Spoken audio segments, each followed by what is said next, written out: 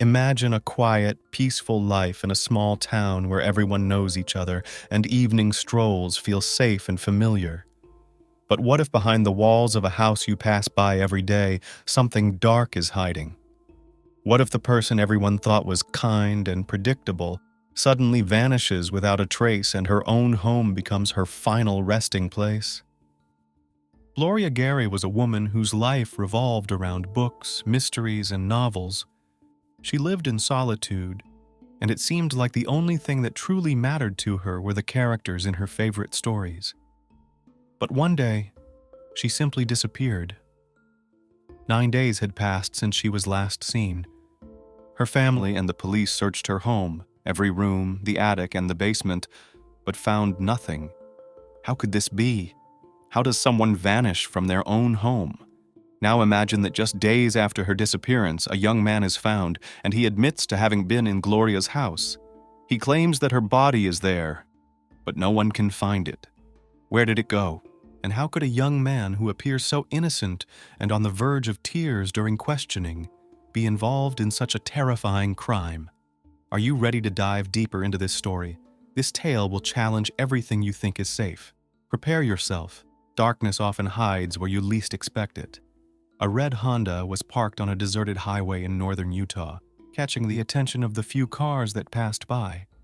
One driver, noticing that it hadn't moved, didn't approach but immediately called emergency services, suspecting the driver might be in trouble.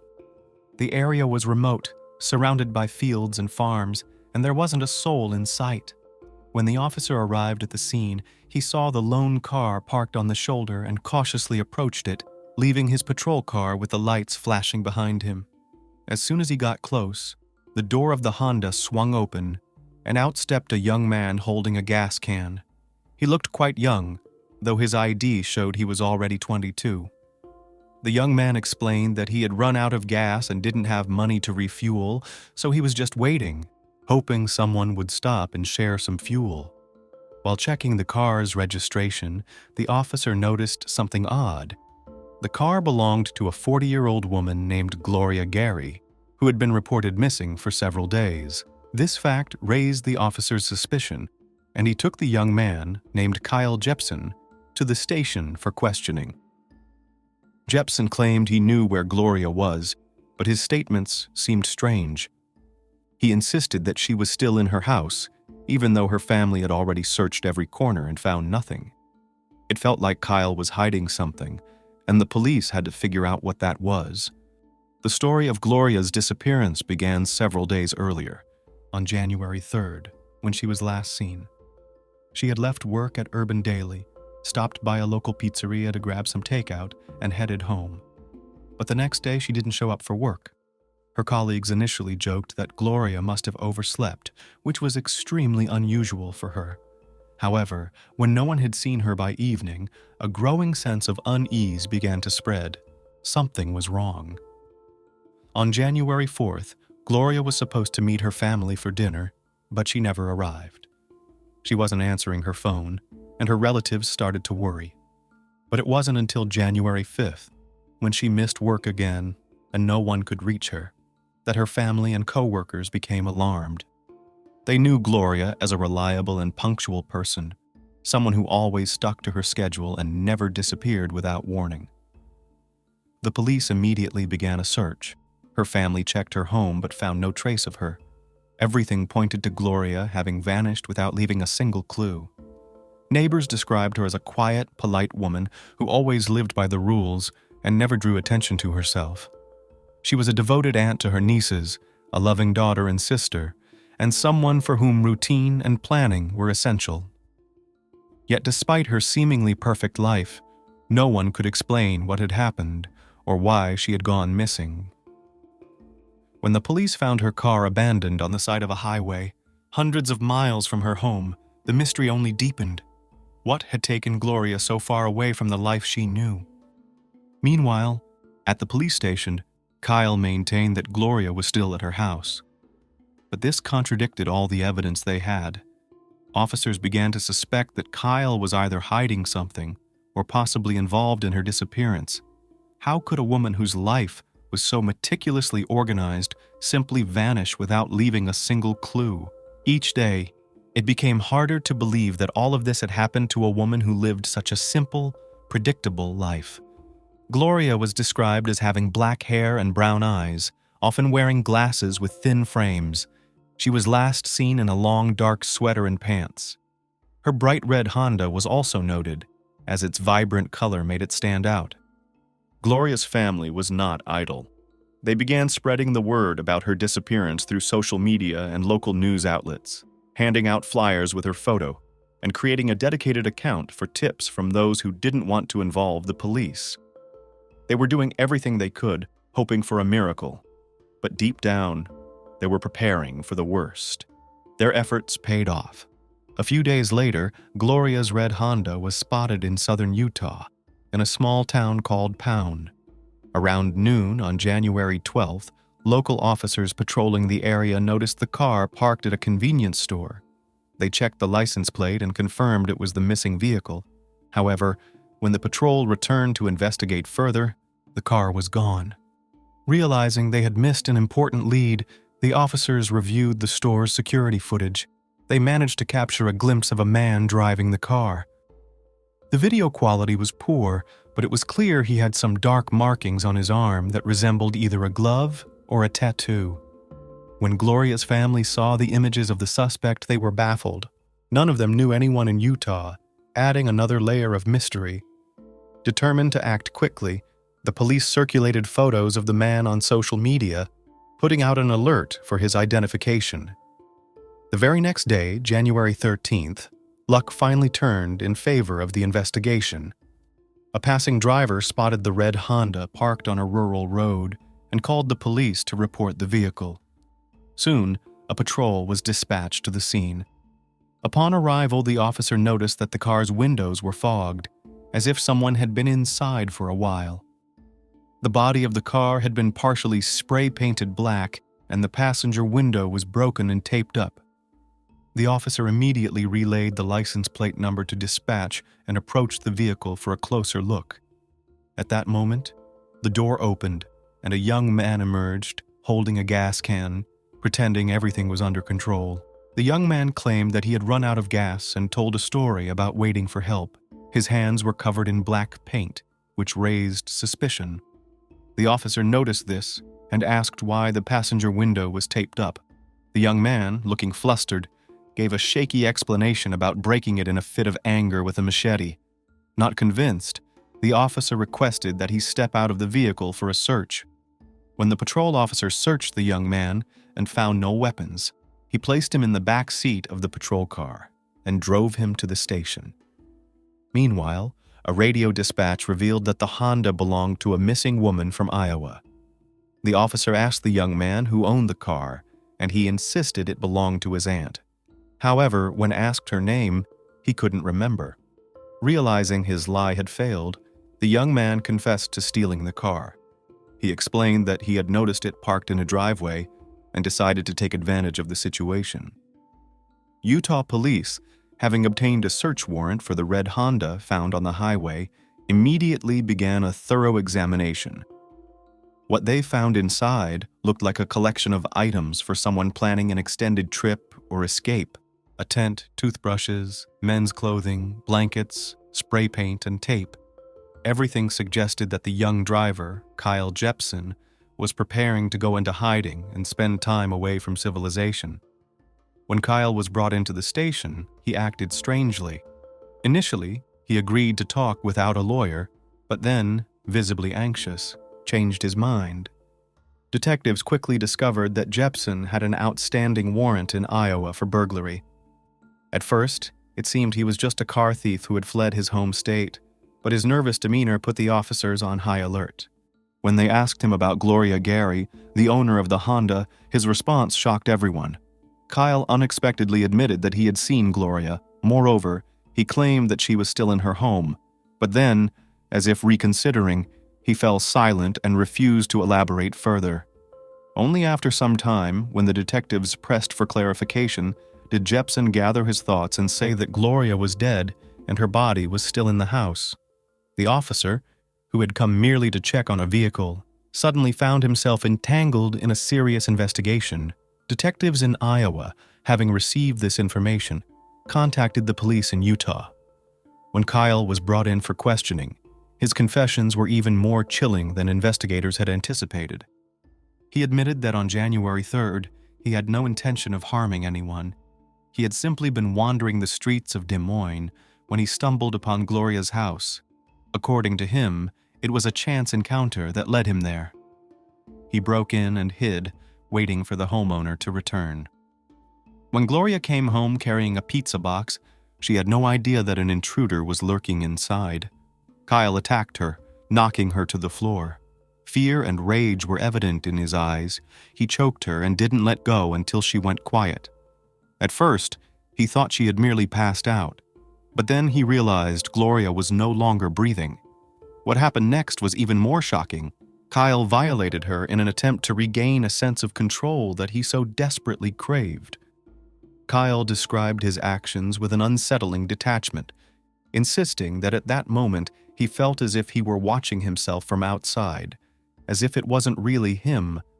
He claimed everything felt unreal, and despite the gravity of his actions, he felt no remorse. After the crime, Kyle stayed in Gloria's house. He didn't try to flee right away. Instead, he acted as if nothing had happened. He took a shower, watched TV, and even sent a few messages and photos to his friends on Snapchat. He didn't specify what was in those photos, but some of his friends began to express concern. After spending a few days in the house, Kyle decided to take $200 in cash that he found and steal Gloria's red Honda, setting off on a journey through several states. Throughout this time, despite his confession, he attempted to convey the impression that he didn't fully grasp the seriousness of what he had done. He was apprehended, arrested, and placed in a detention center in Utah while awaiting extradition to Iowa. However, one question remained. If Gloria was truly dead, where was her body? Gloria's family, who had reported her missing, had searched her house several times without finding any clues. Even after the investigation began, Iowa detectives visited the house to inspect the premises, but without a warrant. They had no authority to force open doors or search locked spaces like the attic, basement, or closets. They could only walk through the main rooms, visually inspecting the house. When Kyle claimed that Gloria's body was still in the house, the police had many questions. Why didn't her family or the officers themselves find anything suspicious during the search? And if Kyle was telling the truth, why had the body not been found? These questions demanded immediate answers, and a warrant for a full-blown search of the house was promptly executed. When Gloria Gary went missing, her family didn't know what to think. It had been 9 days since she disappeared, and any hope for her well-being was fading. But Kyle Jepson's unexpected admission that he had left her body in the house caused police to refocus their efforts on the investigation. Authorities had finally obtained a full search warrant for the house, and now, armed with that document, they could proceed without restraint. When detectives re-entered Gloria's home, they began examining every room, attic, and basement. It turned out that Gloria suffered from hoarding syndrome and her home was cluttered, making the search difficult. In every corner were boxes, old magazines, and items she hadn't used in a long time. Police officers, picking their way through this chaos, finally discovered the body. The remains were sent for autopsy, and forensics confirmed the worst. It was indeed Gloria Gary. Police did not disclose the exact location where the body was found, citing the privacy of the deceased, only saying that the body had been hidden quite skillfully amidst the unusual arrangement of the house. The discovery left many questions, and no one could explain how the body could have gone unnoticed for so long. The residents of Des Moines, where Gloria lived, were shocked. Their quiet and safe neighborhood had suddenly become the center of a sinister story. Des Moines, a major transportation and financial center in Iowa, was known for its safety. But 2017 brought a wave of violence to the city. In the first few days of the year, several homicides were reported at once.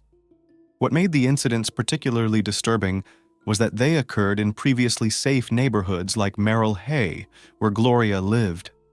Residents began installing security systems and fearing for their lives, and it all started with Kyle Jepson. As it later turned out, it wasn't the first time Kyle had been on the police's radar. 5 days before Gloria's death, on December 29, 2016, he broke into the home of Lindsay Taylor, a woman who lived on Holcomb Avenue. When Taylor returned from work at 8:30 p.m., she caught Jepson in her kitchen. The young man was dressed in her underwear and wig, and on the table was her food and wine, which he had eaten and drunk. Despite the frightening situation, Taylor managed to pull herself together and screamed, demanding that the intruder get out. To her surprise, Jepson complied, throwing his things on the floor and running away. Later, Taylor looked out the window and recognized him as her neighbor's son. She immediately called the police and reported the trespassing. Although Kyle hadn't stolen anything, she was concerned about the young man's strange behavior. The police issued a warrant for his arrest, but Jepson had already gone on the run. The incident shook Taylor and her family. Shortly afterward, she decided to move out of Des Moines, fearing that their home might be targeted again. When word got out about Gloria Gary's death, Taylor realized her fears were not in vain. A few days after her home invasion, Jepson found himself involved in the death of another woman. When Gloria's body was found, Kyle was charged with first-degree murder, as well as theft and burglary. His bail was set at $1 million in cash, but the story didn't end there. It turned into a tragedy for two families at once. On the one hand, the loss of Gloria's family, a woman who lived quietly and modestly, and on the other, a nightmare for Kyle's parents. After learning about the crime committed by their son, they were in a state of shock. Imagine this. You are parents who watched your son grow up, proud of his accomplishments and loving him more than anything. Then one day you find out that this son, your son, has taken another person's life. How do you live with that? How do you find the answer to where you made a mistake? What was the moment when these horrible thoughts started in your son's mind? All indications were that Jepson had been hiding his dark side for a long time. He worked in a pub just 10 minutes from Gloria's house. His co-workers described him as a diligent and friendly guy, but that all changed after he was fired. He became withdrawn and, according to friends, disappeared from view more and more often. When Gloria's family was handing out flyers with her picture on them, they went to the very pub where Jepson had once worked and asked for her picture to be put up in a prominent place. One of the employees taped it to a window pane. This seemingly ordinary act later shocked everyone when it was revealed that it was the former employee of the establishment who turned out to be the culprit. Gloria's family could not believe that their loved one had been killed by someone who was very close by. The pub staff were equally shocked when they found out that their former colleague, someone they once shared shifts and conversations with, turned out to be a criminal. No one could believe that Kyle, who had always seemed like an ordinary guy, was capable of such an act. The legal proceedings, which concluded in September 2017, marked the final chapter in a case that shook the entire city of Des Moines and its surroundings. Kyle Jepson, a 22-year-old offender, agreed to a plea deal to avoid a harsher sentence. This took time, as his lawyers attempted to use the intimate nature of his actions against Gloria Gary and Alicia Taylor as mitigating circumstances, but the court was unyielding. Gloria was someone everyone spoke of with kindness and respect, and her elderly father couldn't bring himself to attend the trial. He refused to face the person responsible for taking his only daughter from him. Jepson, on the other hand, tried to explain his behavior, claiming that certain demons had taken over his mind, making him lose control of his actions. However, his tears during the trial didn't move the judge or anyone else present. A psychiatric evaluation found no mental illness. He was declared fully competent. The sentence handed down by the court was severe. Jepson received 50 years for the crime against Gloria Gary, along with an additional 10 years for the break-in at Taylor's home. The judge ordered that the sentences be served consecutively, meaning Jepson would have to serve at least 35 years before being eligible for parole. The public was satisfied with the court's decision, but lingering questions remained. One such question was how Gloria's body, which had been in her home, went unnoticed for more than 9 days. Even though her family and the police had searched the house, authorities declined to comment, citing respect for the family's privacy. However, some details emerged through interviews with Gloria's relatives. It was revealed that Gloria had been dealing with hoarding tendencies. Her love for books, novels, and mystery thrillers had taken over her home. When she ran out of space on her shelves, she began stacking them on windowsills, tables, and eventually on the floor. Over time, her home became a maze of books, making it nearly impossible to find anything. After her death, Jepson simply covered her body with these books, concealing it under layers of paperbacks and hardcovers. It turned out that the very world of books she cherished became her final resting place, and that's why her family, unaware of where to look, had passed by without realizing. Gloria Gary was a humble and kind-hearted person who simply loved to escape into the world of her books. She didn't deserve such a tragic end. Her home was a sanctuary of comfort and peace, but as this heartbreaking story reveals, even the most familiar places can turn into scenes of tragedy when faced with human malice. As this narrative comes to a close, I want to pose a question. How far can a person's desire for control and power over another go? Do you think this tragedy could have been prevented? Gloria, lost in her novels like many of us, sought solace and tranquility in the familiar. Yet sometimes what brings us comfort can become a trap. This case serves as a poignant reminder to stay aware of our surroundings and cherish those we love. No one knows when or under what circumstances another life may be cut short.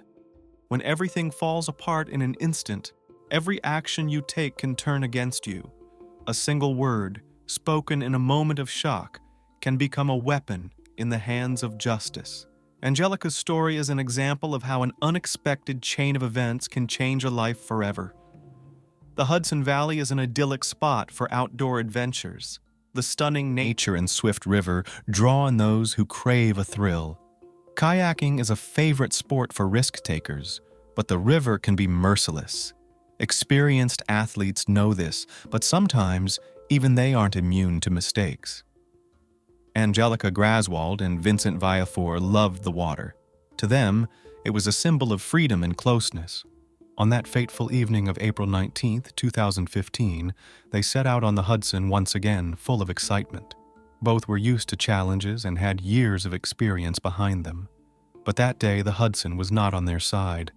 The rising winds stirred up powerful waves, and despite their instincts telling them to turn back, they decided to push forward. Their destination was an island with a castle inspired by Scottish traditions, a place that drew them every time with its mystery and ancient atmosphere. They spent the day enjoying nature, but when evening came, the situation took a sudden turn. The strong waves and icy waters were an ominous sign, but they had no choice but to head back.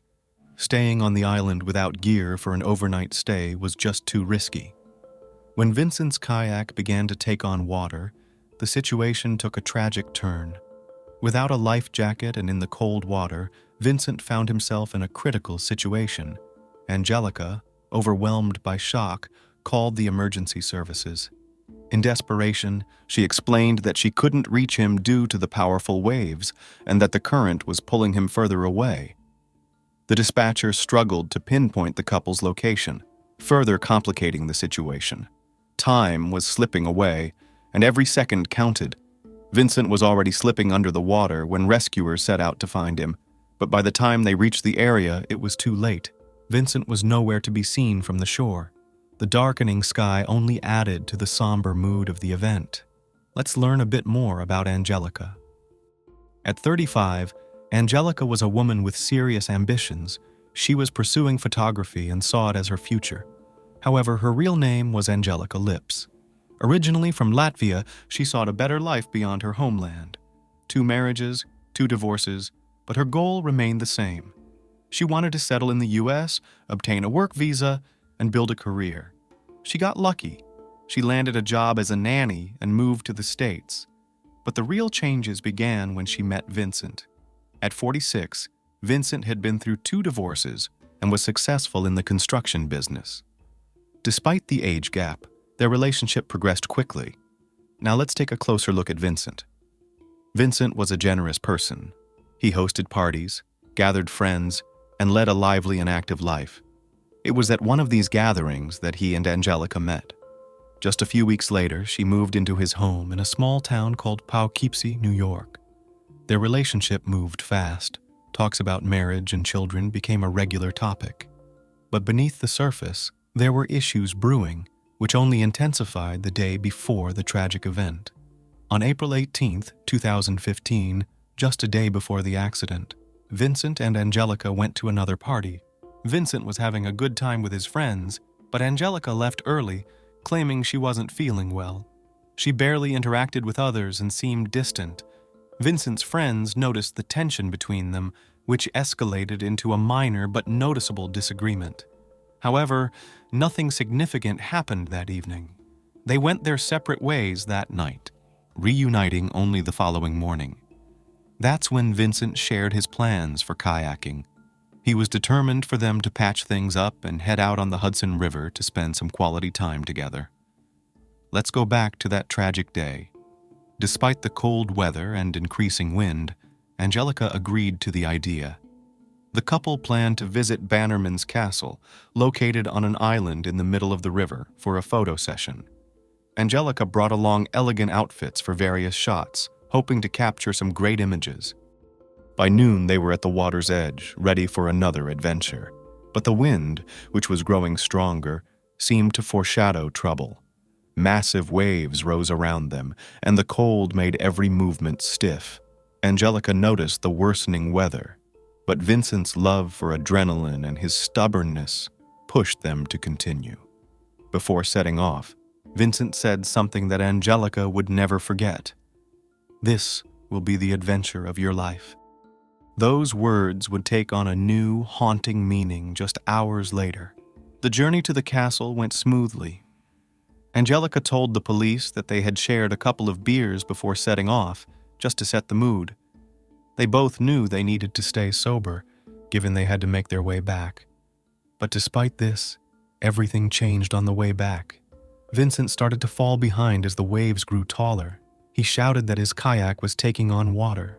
Angelica turned around and saw his vessel sinking. She tried to turn back, but the tidal current pushed her toward the shore. Once she reached land, she called emergency services. But by that time, Vincent had already disappeared into the cold waters of the Hudson River. The evening of April 19, 2015, marked the beginning of a search that lasted through the night and into the next day.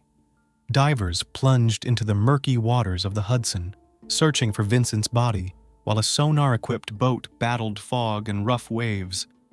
Rescue helicopters scoured the area, but all efforts were unsuccessful. Vincent's family was in a state of shock and panic, struggling to cope with the tragedy. His loved ones and friends held onto a sliver of hope that somehow he had managed to survive, despite the freezing water and strong current.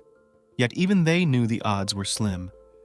Paradoxically, among all the concerned people, Angelica appeared the calmest. She continued to update her social media, posting photos and videos as if nothing had happened. This behavior deeply upset Vincent's family, who felt her actions were inappropriate and even suspicious. She claimed she was holding on to hope, waiting for her fiancé to return, but her words did not resonate with the grieving relatives. 10 days after Vincent's disappearance, Angelica found herself back at the police station for another round of questioning. It was all due to a seemingly offhand comment she had made during her initial conversation with detectives. She mentioned that she might have accidentally removed the drain plug from Vincent's kayak on the way back. This small detail drastically shifted the course of the investigation. Suddenly, there were more questions than answers, and the theory that Vincent's death was simply an accident started to seem less likely. In addition, Angelica told the detectives that Vincent's paddle was also damaged. It had lost a locking ring, which made it difficult to row properly. This only heightened the detectives' suspicions, leading them to consider the possibility of foul play. A broken paddle and a missing plug. These details troubled investigators. Combined, these small elements gave the police reason to suspect that Angelica may have intentionally set things up for Vincent to drown. But what would have driven her to do this? The motive remained a mystery, and without it, the entire picture felt incomplete. To shed light on her possible motives, investigators started reaching out to people who knew both Angelica and Vincent. The police contacted Angelica's ex-boyfriend, Michael Coven, whom she had lived with several years earlier. Michael was shocked when he learned about the suspicions surrounding Angelica, but admitted he couldn't completely rule out such an outcome. He revealed that beneath her calm and composed exterior was a darker side. During certain moments, particularly when they had been drinking, Angelica could become confrontational and start arguments, something Vincent, according to Michael, tolerated quietly. However, just a couple of weeks before the tragedy, Vincent confided to a friend that he was seriously questioning whether he should marry her. He described her as manipulative and aggressive, especially when she lost control. During questioning, Angelica admitted that there were indeed conflicts in the relationship, but claimed they were solely related to their personal life. Her ambiguous statements and vague language made the detectives suspicious. More and more details pointed to the possibility that Vincent's death was not an accident, but a carefully planned tragedy. The motive turned out to be more significant than initially expected. Beyond relationship issues and anger, Angelica had a specific financial incentive. She was the primary beneficiary of Vincent's life insurance policy, valued at approximately $500,000. It was a large sum that could solve her financial problems and offer her a fresh start.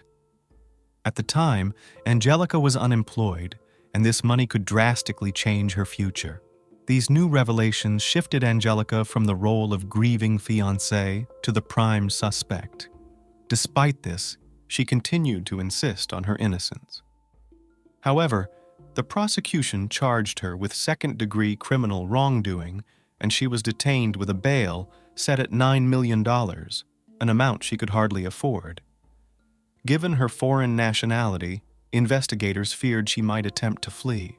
So, Angelica remained in custody awaiting trial. Angelica's defense argued that the statements she made during the 11-hour interrogation were not legally binding. Her attorney insisted that Vincent's body had still not been recovered, and that without forensic evidence, it was impossible to confirm any foul play or intentional wrongdoing. He argued that Vincent's death was a tragic accident. According to him, the kayak capsized due to a wave, and the drain plug might have come loose later when the vessel started sinking. To support their version of events, the defense organized an experiment on the Hudson River. A person with a similar build to Vincent sat in a kayak of the same model. The tests revealed that the vessel was sitting extremely low in the water, just a few inches above the surface, even on a calm day. This demonstrated that large waves could easily fill the kayak with water even if the plug hadn't been dislodged. Additionally, the attorney reminded everyone that Vincent had been under the influence of alcohol, which could have impaired his coordination and reaction time. A flooded kayak, questionable confessions, and experiments on the water, all of this sparked intense debate. Vincent's body was still missing, but the investigation was gaining momentum. The main point of contention was the drain plug, a tiny opening no bigger than a fingertip. It was hard to believe that such a small detail could have caused such a tragedy. The drain opening on Vincent's kayak was located on top, making it unlikely that it could have let in enough water to cause the vessel to sink. Doubts continued to grow, and Angelica's lawyer insisted on further experiments to shed light on this mystery. An exact simulation was conducted. The same type of kayak, a mannequin matching Vincent's weight and size, and conditions that closely mirrored those of that ill-fated day. The experiments showed that even with the drain plug removed, the kayak didn't fill with water quickly enough to cause it to capsize. The drain hole allowed only a small amount of water to trickle in, just drops that wouldn't have been enough to cause a fatal incident. This meant that even without the plug, Vincent's kayak could have easily made the remaining distance of about a mile or so back to shore. However, when the experiment seemed to completely disprove the theory about the plug, the prosecution shifted focus to the paddle. According to Angelica, the paddle was damaged, missing the locking ring, which investigators believed could have hindered Vincent's ability to control the kayak. But even here, the defense didn't back down. They demonstrated that the absence of the ring didn't affect the paddle's functionality. It remained sturdy, could be used effectively, and was fully operational. However, this didn't change the fact that during her interrogation, Angelica admitted to touching both Vincent's paddle and the plug, an admission that became the catalyst for the charges against her. To the police, all of this looked like a carefully planned crime. Even the smallest details, such as touching the paddle or accidentally brushing against the plug, were turned into grounds to suspect Angelica of deliberate actions. Yet despite the prosecution's seemingly logical narrative, the defense continued to fight. Angelica's attorney argued that her statements had been extracted under emotional duress during the interrogation. The defense brought in a false confessions expert who reviewed all 11 hours of the recorded questioning and concluded that the police had applied substantial psychological pressure. The expert claimed that the detectives used classic tactics designed to coerce a confession.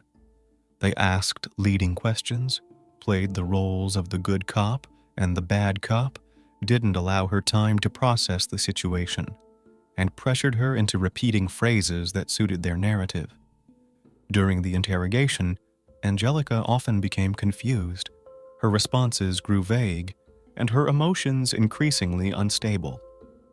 The expert argued that she was in a state of shock, and her words should have been treated with caution. One phrase that the detectives latched onto, her fleeting remark about having once thought about being free from the relationship, was interpreted as an admission of intent to harm Vincent. In reality, the defense claimed, this statement had no direct connection to the events of that day. It was merely a reference to their long-standing relationship issues. Angelica spoke about freedom in a broader sense, but the police chose to interpret her words differently. The interrogation expert noted that Angelica never used words like crime or even death in that context, and her admissions were more a result of manipulation by the investigators than the actual truth. The detectives, however, disregarded these details. Once they heard what they wanted, they dismissed any further statements Angelica made. The defense argued that Vincent's kayak had been having issues long before that fateful day. The drain plug had been faulty for months. According to Angelica, they had kayaked without the plug several times, and it never caused any serious problems. The conditions on the river that day were dangerous, but it was the weather, not any intentional actions, that led to the tragedy. Nevertheless, the prosecution remained firm in their stance. To them, it all fit together. A woman tired of the relationship, seeking financial gain, staging an accident to collect insurance money and gain freedom. Angelica's interrogation felt endless. She had lost track of time and felt cornered. At first, she tried to hold her ground, but when the police repeatedly circled back to the issue of the drain plug, her resolve weakened. Her story about the plug, whether it was there or not, became muddled, creating confusion that the investigators chose to exploit. The turning point came when a worn-down Angelica asked to leave so she could feed her cat at home. Tears welled up in her eyes, and that was the moment the detectives had been waiting for. They sensed her vulnerability and intensified the pressure. A barrage of leading questions came her way, and although she never directly confessed to a crime, the police refused to relent. An expert who later reviewed the interrogation footage noted that Angelica appeared exhausted, overwhelmed, and clearly not in a state to think clearly. Her inconsistent responses were the typical result of emotional fatigue, not a conscious admission of guilt. According to the expert, she simply wanted to escape the never-ending questioning, which led her to give several unclear answers that formed the basis of the case against her. Meanwhile, Vincent's body remained missing. His family and friends were left in limbo, with their pain growing each day. It wasn't until the morning of May 23, 2015, nearly a month after he had disappeared, that a boater finally discovered his body in the Hudson River near the same Bannerman's Island the couple had visited on the day of the tragedy. The autopsy confirmed that the cause of death was drowning. There were no signs of foul play or struggle. Vincent's blood contained traces of alcohol, but not at a significant level, suggesting that he was mainly impacted by the harsh weather conditions and the frigid water temperature. Vincent's kayak was recovered a few days after the body was found. The drain plug was missing, and the paddle, as suspected, lacked the locking ring. Yet, the absence of the ring did not affect its functionality. The defense insisted that none of these factors alone could have led to drowning. It was the combination of circumstances: the cold water, strong winds, the lack of a life jacket, and the presence of alcohol. It was this combination that caused the tragedy, not any actions taken by Angelica. But the prosecution wasn't backing down. They focused on the inconsistencies in Angelica's statements, seeing them as evidence of her involvement in Vincent's death. Their theory was straightforward. She intentionally tampered with the kayak to create a situation where Vincent wouldn't survive. However, Angelica's lawyer insisted it was an unfortunate accident caused by Vincent's own recklessness. He chose to go out on the water while under the influence, without a life jacket, and in poor weather conditions. He knew the chances of surviving in the freezing water were slim, but he still took that risk. Despite Angelica maintaining her innocence, the case took a turn when the prosecution realized that pursuing a charge of intentional harm wouldn't hold. Pulling out a drain plug or breaking a paddle were complicated ways to commit a crime, and it wasn't enough to convince a jury. Furthermore, the defense's arguments were compelling, and experts confirmed that such a tragedy could indeed happen under those circumstances. At an impasse, the prosecution offered Angelica a plea deal. They proposed she plead guilty to involuntary manslaughter, which would result in just a few years in prison instead of a life sentence. She agreed. Angelica was sentenced to 4 years of imprisonment for involuntary manslaughter. However, considering the time she had already served while awaiting trial, and during the court process, she had only a few months left to serve. Angelica was released on parole in December 2017, having spent 32 months in custody, less than 4 years. As part of the plea deal, she was technically sentenced to 4 years, but due to time served and early release, she ended up serving less than half that time. So, while her sentence was officially 4 years, the parole system allowed her to gain freedom earlier, in late 2017. Even after her release, tensions remained high. Vincent's family couldn't come to terms with the outcome. They believed Angelica was responsible for their son's death and were vocal about their dissatisfaction with the leniency of the sentence. Angelica, on the other hand, maintained that only she and God knew the truth. She continued to assert that she wasn't responsible for Vincent's death and that it had been a tragic accident. After her release, she faced new challenges. Deportation loomed, and she struggled to find employment. Angelica attempted to claim Vincent's insurance benefits, but her guilty plea made that impossible. 16 months later, she was forced to return to her home country, where she began to rebuild her life. Leaving the nightmare of those events behind, she enrolled in a university, found a job, and continued to move forward, claiming she had fully recovered from the ordeal. Folks, there are a lot of questions in this story that we might never get clear answers to. Vincent's death, Angelica's behavior, and the conflicting testimonies. All of these create a complex and emotionally charged picture. It's easy to get swayed by public opinion or the prosecution's narrative in such situations, but it's important to remember, the truth isn't always obvious. Personally, I believe that the justice system, especially in cases like this, can make mistakes. Interrogation tactics, pressure, and psychological exhaustion, these can all lead to false confessions. Angelica found herself in a situation where not only the circumstances but also her own missteps in words and actions worked against her. But was she truly responsible for Vincent's death? Or was it just a tragic accident that spiraled into a nightmare for everyone involved?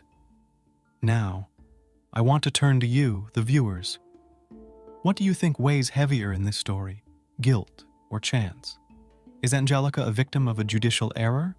Or is she truly connected to Vincent's death? What would you have done in her place? And most importantly, can we always trust conclusions drawn from conflicting evidence? I'm eager to hear your thoughts. This is the kind of story that makes you question the fine line between truth and accusation. Imagine a quiet, close-knit community where everyone seems to know each other, and crime is a rare occurrence. Sarah Starr, a teacher, a caring mother, and a dedicated member of her local church, was always smiling, always attentive to those around her. But one morning, she simply vanished, and just a few hours later, she was found lifeless in her own driveway. 2 shots from a shotgun ended her life in an instant. But here's the strange part. The main suspect was her ex-husband, Jason. Witnesses claimed he had threatened her, but he insisted on his innocence, even presenting a rock-solid alibi. So what's really going on here? Could someone else have been involved in this tragic twist of fate? Why did the authorities continue to suspect him despite the lack of direct evidence? Today, we'll dive into a complex investigation that spanned several years. You'll discover the secrets hidden behind the facade of this seemingly perfect town, and learn just how far desperation and a thirst for revenge can push someone. Are you ready to uncover the truth about what really happened to Sarah Starr? It all started on November 27, 2017. On a sunny morning around 9 a.m., the emergency services of Coffee County, Alabama, received a distressing call. The man on the line spoke calmly, but his words left no doubt. He reported that his acquaintance, Sarah Starr, had likely taken her own life. Officers immediately rushed to the scene, a small house owned by the local church. This house, originally built to house the pastor, had been rented out for years only to church members. Sarah Starr, a woman with a complicated past, had been living there under special terms provided by the church. The home had become her refuge after enduring a 2-year-long divorce process, leaving her alone with her 4 children. She was 38 years old, trying to start fresh, far from the painful memories and conflicts of her past. Sarah was born in the small town of Colby, Kansas, in 1979. People always saw her as talented and caring, especially when it came to children. She chose to become a teacher, graduating from college and starting her career at a local school. Teaching literature and writing, she easily connected with her students, and many described her as a positive and attentive educator. Her marriage to Jason began back in 2001. At that time, she was 22 and had just earned her bachelor's degree in education. Jason was 6 years older and had recently returned from the military. Their relationship seemed harmonious. Both dreamed of building a family and appeared to be happy, but as is often the case, trouble was brewing behind the scenes. At first, their marriage seemed peaceful.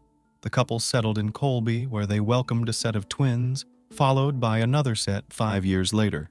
However, Jason struggled with the responsibilities of fatherhood. He became increasingly irritable, snapping at Sarah over the noise of the kids, the constant mess, and lack of sleep. With each passing year, his frustrations grew more pronounced, and he didn't hesitate to belittle her, even in front of others.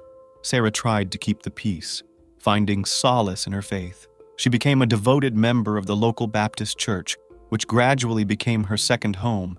With her gentle nature and outgoing personality, she quickly made new friends. Sarah took up gardening and photography, immersing herself in hobbies to distract from the turmoil at home. In 2016, when her life seemed to be on steadier ground, Sarah started working as a 4th-grade teacher. She continued to be seen as a caring and friendly person, but behind that warm exterior lay hidden struggles. Jason, growing increasingly resentful of his role as a father of 4, became more aggressive, and the tension in their marriage escalated. After numerous attempts to save their relationship, Sarah finally decided to file for divorce. She moved out, leaving the house to Jason, and found refuge in a home offered by the church.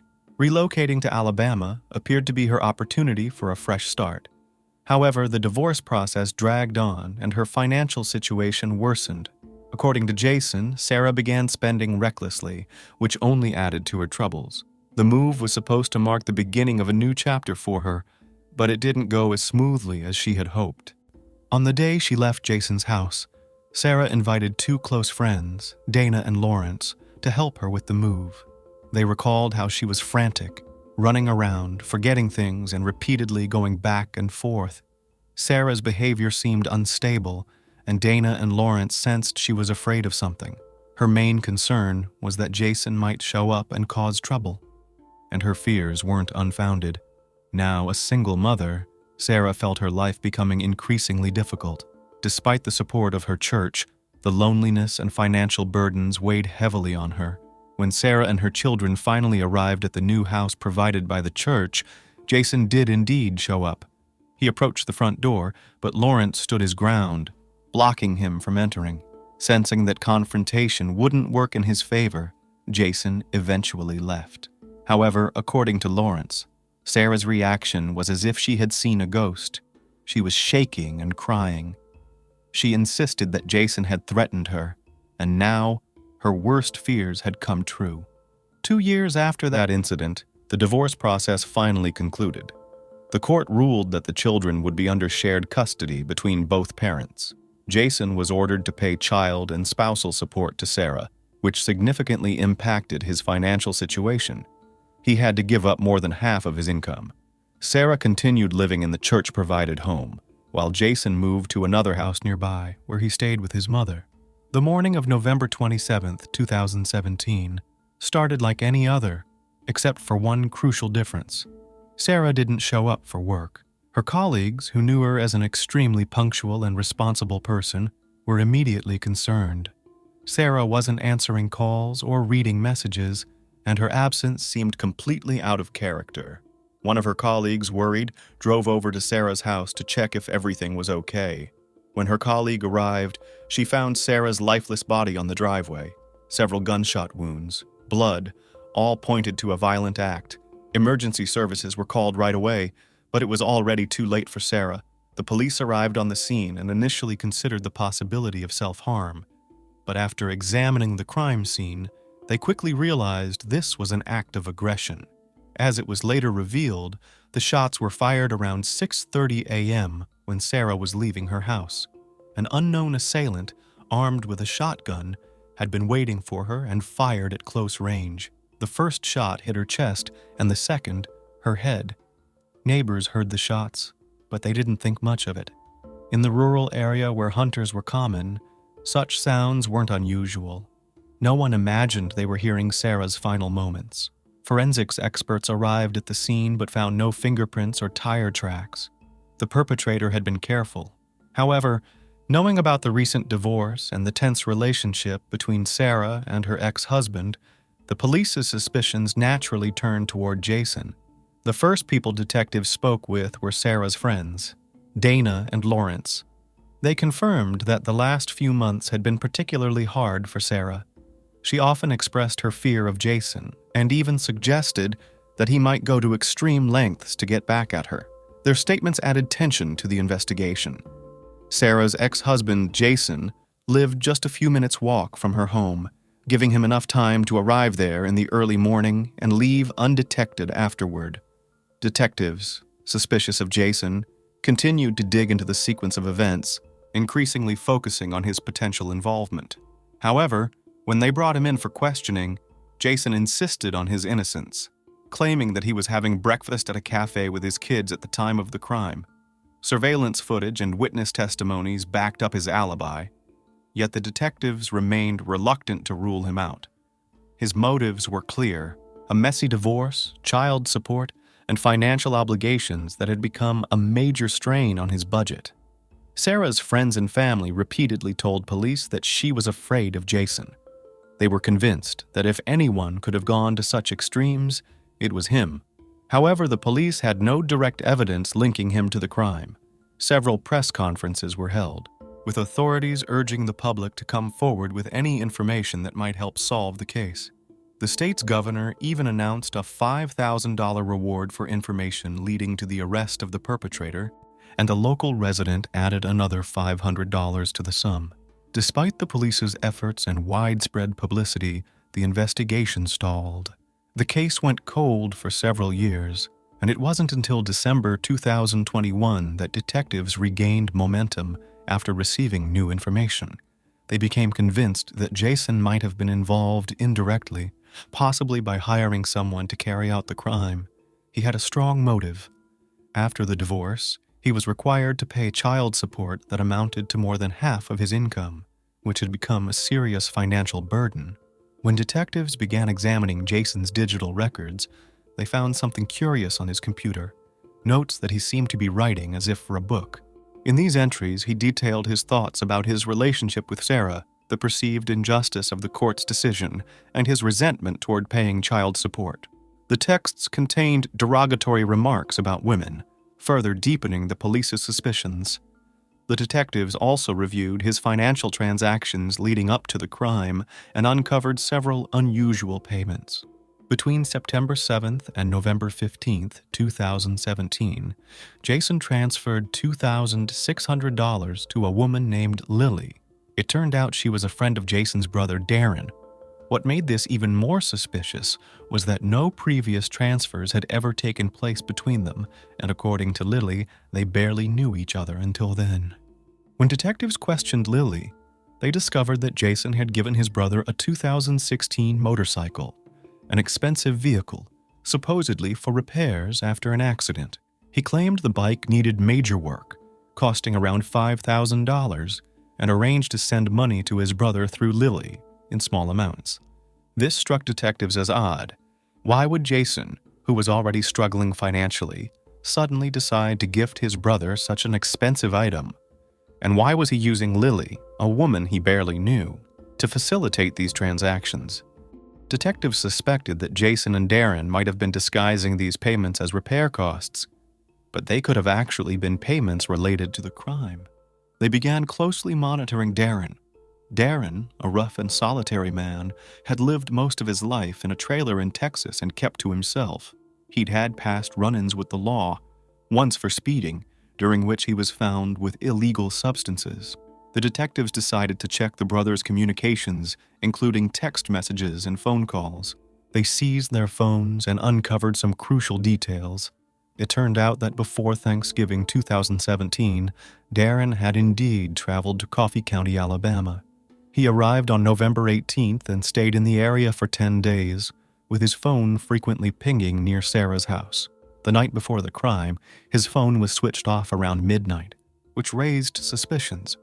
It wasn't turned back on until 10 a.m. the next morning, by which time he was already back in Texas. This suggested that Darren might have deliberately tried to hide his whereabouts during the time of the crime. That same day, in the evening, Darren sent Jason a text message that appeared coded. He mentioned a successful deer hunt. Police believe the brothers were using coded language to communicate. One of Sarah's neighbors recalled seeing a motorcycle matching Darren's near Sarah's home. This distinctive bike had been spotted by other residents in the area before the incident, but no one thought much of it at the time. Another critical piece of evidence emerged when detectives reviewed footage from a surveillance camera on a shed near Sarah's home. The camera captured a motorcycle, matching Darren's bike's description, leaving the area just minutes after the gunshots were heard. December 2021 became a turning point in the investigation. Armed with enough evidence, the police charged Jason and his brother Darren, suspecting them of conspiring to commit a crime. Jason was arrested first, and despite his defiant attitude and loud claims of innocence, he quickly requested a lawyer. However, his confidence was short-lived. Shortly after interrogations, he unexpectedly confessed to Sarah's death. Despite this confession, he was released on bail with the condition of wearing an electronic monitoring bracelet. When Darren learned of his brother's arrest, he went on the run. The police and FBI launched a manhunt, placing him on the most wanted list. An initial reward of $10,000 was offered for information leading to his capture, which was later increased to $22,000. Nearly 2 months later, on February 5, 2022, Darren turned himself in Texas. He denied any involvement, and unlike Jason, he refused to post bail, choosing instead to remain in jail until the trial. The hearings dragged on for months due to the abundance of circumstantial evidence and the lack of direct proof. Darren's attorney argued that there were no physical traces linking his client to the crime scene. He pointed out that the weapon used in the crime was never found, and that the surveillance footage was too unclear for a positive identification. He also emphasized that the absence of fingerprints and motorcycle tire tracks weakened the prosecution's case. In response, the prosecution presented evidence of the transactions between Jason and Lily, highlighting the financial transfers made in the months before and after the crime. They argued that these payments were for services rendered and that the motorcycle given to Darren was used for the trip to Alabama. A crucial piece of evidence was the surveillance footage from the shed, which showed a motorcycle matching Darren's leaving the scene shortly after the crime. The prosecution insisted that the brothers used Lily to transfer money to conceal their tracks. When questioned in court, Lily stated that she was unaware of the brothers' intentions and was simply following their requests. All charges against her were eventually dropped, but her testimony played a key role in building the case against the brothers. The trial lasted several days, with each side attempting to sway the jury. Jason's lawyer emphasized the restaurant footage showing Jason with his children at the time of the crime as solid proof of his alibi. He also highlighted that Jason had voluntarily handed over his phone and computer to the police, which, he argued, was not typical behavior for someone trying to hide their involvement. Despite the defense's efforts, Jason's own confession, combined with the collected circumstantial evidence, convinced the jury. After 6 days of testimony and 6 hours of deliberation, the jury found both brothers guilty of conspiracy to commit murder. On January 4th, 2024, Jason and Darren were sentenced to life imprisonment without the possibility of parole. This verdict was seen as a form of mercy, as the nature of the crime could have led to the death penalty, but the jury could not reach a unanimous decision on that outcome. Jason has also been ordered to pay a fine of $25,000. Darren's attorney announced plans to appeal the verdict, while Jason's defense team opted not to, given his confession. As for the Starr children, Sarah's parents have taken custody. During the trial, the older twins publicly renounced their father, stating they no longer wanted any contact with him. Both brothers remain in federal prison, and there is currently no confirmed information about the status or outcome of any potential appeals. This story is not just about jealousy and family conflicts. It's a reminder of how financial and emotional issues can spiral into tragedy. The most heartbreaking part is that the innocent children, whom Jason was supposed to protect, lost their mother at the hands of their own father and uncle. This case highlights the importance of recognizing signs of aggression and manipulation in relationships, and the painful reality that sometimes those closest to us can be more dangerous than we realize. Stories like this one prompt us to ask, how well do we truly know the people around us? Perhaps you or someone close to you is in a challenging relationship right now. Never ignore warning signs, because unfortunately, a story like Sarah's could happen to anyone.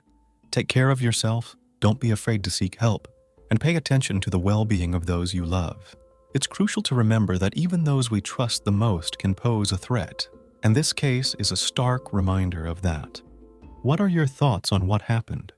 Can financial pressure and resentment ever justify such a monstrous act? Share your thoughts below and tell us how you would handle a similar situation if you ever found yourself in one. The mysterious disappearance of Maya Millete. In January 2021, the city of Chula Vista, California, had not been quiet for days on end. During lunch, office workers shared city news with each other, and by late afternoon they consolidated what they'd heard over a family dinner. "Did you hear that?" they said. "A young woman, a mother of 3, has mysteriously disappeared." And each of them voiced their own versions of what had happened, but none of them wanted to be in her shoes personally. 40-year-old Maya Millete, a Filipino-American woman, disappeared from her own home on January 7, 2021. Outdoor surveillance cameras recorded Maya returning home around 5 p.m. The woman was not seen after that. The relatives of the missing woman, who were knocked down, stunned with grief, handed out leaflets with Maya's photos and hung posters around the city. Their concern was understandable. January 10th was the birthday of my eldest daughter. She would never for anything in the world would not miss this holiday, they said in one voice.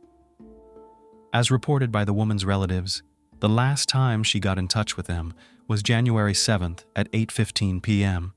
Dozens of volunteers and police officers went in search of Maya Millete. They searched the wooded area, nearby neighborhoods, creeks, and an abandoned golf course, but were unable to find anything. Larry Millete himself, the husband of the missing woman, never took part in the search for his wife. Moreover, after some time, he cut off all contact with her relatives. For a long time, the police assumed that Maya, having quarreled with her husband once again, decided to leave him. However, when she left the house, she could have been caught on the neighbor's CCTV camera, so she either did not leave the house, climbed out the window, or left the house in another way. What could be the reason for such strange behavior of a man? Maya, standing out among the others with her unusual beauty, probably had a lot of admirers, and maybe even more than one affair on the side. It is quite possible, without informing anyone, having lost her former feelings for her husband, she ran away from him, and not alone. Maybe that's why he was angry and didn't take action. Larry claimed, "I thought she was still alive because she voluntarily left our home at least twice in 2020 without saying goodbye to me, or our 3 children. We prayed for her safety and well-being. God gave Pablito and Noema Tabalanza 6 children. Maya was born as the 5th, since it was in May that the girl was born. Her parents gave her the name May. She succeeded everywhere. The purposeful character of the girl helped her in this. Thus, being in elementary school, she was in the top 5 students of her class. After the immigration of the family in March 1995 in the city of Honolulu, located in Hawaii, the girl entered the high school Retford, and there she began to show herself. She actively participated in various school and extracurricular activities, especially emphasizing the drama club and dance lessons. After graduating from high school with honors at the age of 17, Maya got a job at McDonald's, where she met her future husband, Larry Millete. A relationship developed between them. When Maya turned 19 years old, they got married. At the same time, the girl entered the University of Hawaii at Manoa, a land-grant state research university. Life was boiling for the young people. While Maya was studying at the university, her husband Larry was training in the Navy in Virginia. After a while, the couple decided to move to the city of Chula Vista, California. In order not to stop studying, Maya continued her studies at the University of San Diego. After graduating with honors, she took a job with the U.S. Navy as a civilian contract specialist. Where are those strange noises coming from? Maya thought. Am I going crazy already, and are they unreal? The phrases, "I love you," "love me," echoed through the house, slightly audible. Day and night they kept the young woman awake, haunting her in different places in the house. Maya's family didn't stop looking. They immediately hired a private detective. To maximize the attention of those who cared, the family repeatedly appealed to the public to help them in their search for her. On February 5th, 2021, the Chula Vista Police Department and the Millete family held a briefing to encourage as many people as possible to look for her. A short time later, skeletal remains were discovered in Orange County that were believed to be Maya Millete's, but this turned out not to be the case. It was then claimed that the remains belonged to a man. It was later proven that the remains were animal bones after all. On April 6, 2021, Maya's disappearance was broadcast on Good Morning America. The missing person case gained national interest in April 2021 when Maya's sister appeared on Dr. Phil's talk show to talk about the situation. Maya took all matters particularly seriously. Despite the fact that she came from a large family and loved children very much, she was in no hurry to have them. She didn't want to give birth until she and Larry had a steady, stable, high income. That's the American dream. After all, they had to provide their children with the best future imaginable. To make it happen, they had to work very hard and diligently. The right moment came in 2010. Then Maya and Larry had a daughter, Lara. In the wake of her a year later, another daughter, Milani, was born, and in 2016, the heir son, Lazarus Tristan. Maya was a great mother. She devoted all her free time to her children, giving all of herself. She attended all their school events, traveled with them in her SUV. There are some women whose children become the center of their universe. Wise, indulgent, caring. Maya was one of those women. By the end of 2020, the couple's relationship had become strained. Larry assumed that Maya had a lover. Her husband's jealousy knew no bounds. and if before she put up with these attacks, now she could barely tolerate it. Later, the DA's office would report that Maya had warned of Larry's capacity for anger. Just 2 days before his disappearance, police said, Maya texted a friend to end the marriage. "I told him I'm filing for divorce whether he likes it or not," she claimed. "I'm no longer trying to make peace for the sake of the kids." Larry controlled literally every move his wife made. At a frantic pace, the jealousy was escalating into sheer paranoia. Larry could go to her workplace at any time to make sure that Maya was not alone with another man. Larry was also pissed off by the fact that there were plenty of men on his wife's team. Larry once had the audacity to send an email to Maya's former boss, Derek Sopp, requesting that a male colleague be transferred to another division. He followed her practically around the clock, even got the kids involved in their squabbles. Larry once hid a child's cell phone in his spouse's car to track her movements. It got to the point where Larry was getting violent. He almost strangled Maya once. The couple separated, but not for long. In early 2020, Maya moved in with her brother, but rekindled her relationship with Larry after about 6 weeks. On August 12, 2020, Maya texted her brother JR, "He never lets me be alone. He checks all my emails, messages, messengers, Facebook posts. He even checks my app on Venmo. And then what happens? He just tightens the reins harder." Although Larry wasn't initially a suspect, police have taken a keen interest in his identity. Investigators contacted Maya's relatives, who said that shortly before the disappearance, the couple had gone camping and spent the entire time they were there fighting. Maya returned from the camping trip and told her family that if anything happened to her, Larry would be involved. According to the case file, Maya's friend told police that Maya made a different statement in December 2020.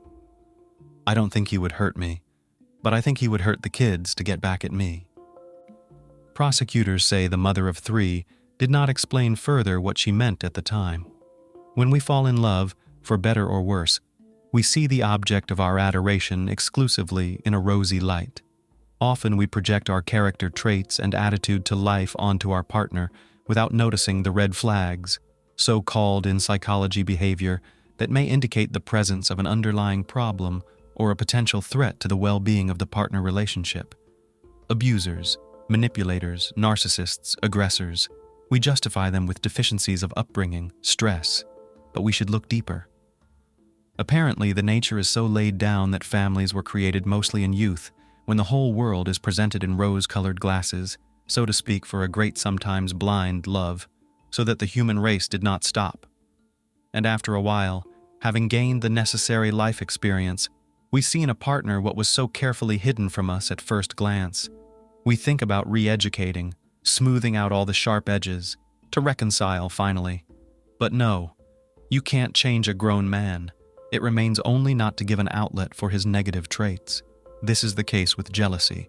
If a person has certain traumatic events, paranoia is not far away. Returning to the sounds that Maya heard, one might guess that the woman had developed hallucinations amidst the stress of her family's troubles, but that was not the case. The situation took an unexpected turn. Maya remained sane, which is not the case with Larry.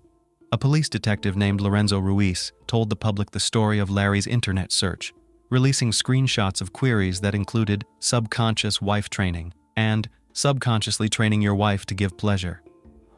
Unable to reach an amicable agreement, Larry began to influence Maya's subconscious mind by installing certain devices around the house that made this sound. Larry's cunning ruse was discovered by Maya. According to Matthew Grinley, an investigator with the San Diego County District Attorney's Office, in late 2020, Maya sent messages to Larry demanding that he stop playing such audio messages that negatively affect a person's mental health. This is a kind of influence that programs a person to perform certain actions. Maya heard these sounds every day. Maya's sister-in-law named Genesis Tabalamza later told investigators that Larry himself had independently recorded all these words and even confessed to Genesis about it. Who could have inspired Larry to do such a thing? Maybe the specifics of the job and the training he received during his service gave him the idea? The answer will shock many. The investigation found that between September 2020 and the time of Maya's disappearance, Larry sent more than 1,000 messages to various spellcasters and psychics. He purchased about 70 spell charms from them, spending more than $1,000. During a search of the home, police officers found a book titled Magical Love Spells. Larry was sending messages to similar witches and warlocks one time a day for sure. He asked for a spell to make Maya suffer some kind of physical injury that would make her unable to move around on her own, maybe become disabled, in general, to be completely dependent on her husband. Larry thought that seeing his concern at such a time, and the fact that he had not abandoned her in her hour of need, Maya would appreciate his feelings for her. After all, he is such a good man. Here's what he wrote in his messages. I would like a strong spell to bind my wife Maya Millete to me forever, to make her love me unconditionally as I love her. I hope you are able to cast a spell to cause bodily harm or maim, but not to kill. Looking at everything that was happening, at how Larry was gradually losing his mind, Maya was finally convinced of her intentions. In December 2020, Maya decided to divorce her husband. Every event in life, like actions, has an initial mechanism, a so-called trigger. Police believe that Larry's desperation to lose his beloved continued to grow by the day. On January 7th, the day authorities believe Maya contacted a divorce attorney, he was frantically trying to overturn my spouse's decision to file for divorce. I'm shaking inside, ready to snap, he wrote to one of the spellers. Earlier in the day, Maya called a divorce lawyer. By the way, attorneys also reported that Maya strategized how she would serve Larry with divorce papers because she was concerned about his reaction.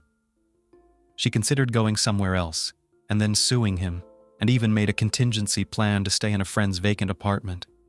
But Maya didn't want to leave her children behind, prosecutors reported.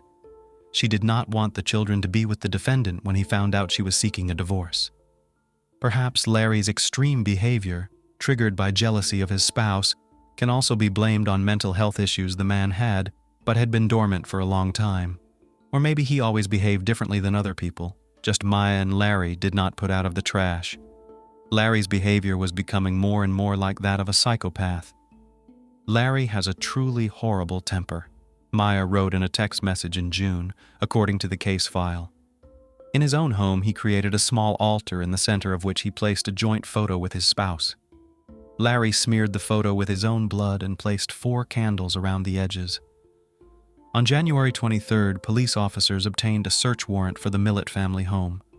They found 16 firearms in the home that belonged to Larry. It was determined that 2 of the guns were in his possession illegally. 4 of the guns for which Larry had a license were missing. When asked by police officers where the weapons had disappeared to, the man explained that he had loaned them to his friend and uncle.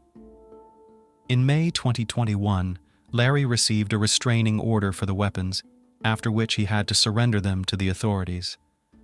This was justified by the fact that police found pictures of Larry's young son surrounded by guns in the house. It was possible that the children had access to it, so fearing for the possibility of them hurting themselves, the court ordered the order. The day after Maya's disappearance, at approximately 6:45 a.m., a neighbor's surveillance camera captured the Millete family's black SUV, a Lexus GX 460, driven by Larry. The man returned home at approximately 6 p.m. Where he had been all this time is not known. Another suspicious moment. The car was originally parked in such a way that the back of it was not in view of the neighbor's security cameras. As we remember from the beginning of this story, Maya's family was planning a birthday party for her oldest daughter on January 10th, 2021. So when Maya stopped answering calls and texts, one of her siblings traveled to Chula Vista to make sure everything was okay. When Maya's brother met with Larry, the latter told him that his wife had gone to one of her rooms the night before after their argument, locked herself in it, and was not talking to anyone. In the morning, Larry took his son to Solana Beach, a coastal town in San Diego County, and when he returned, Maya was still in the locked bedroom on the 2nd floor. On January 9th, Larry again told Maya's relatives the same story about the locked room, but no one believed him. The relatives demanded that Larry grant them access. When Maya's family entered the room, it was empty. Maya was nowhere to be found in the house.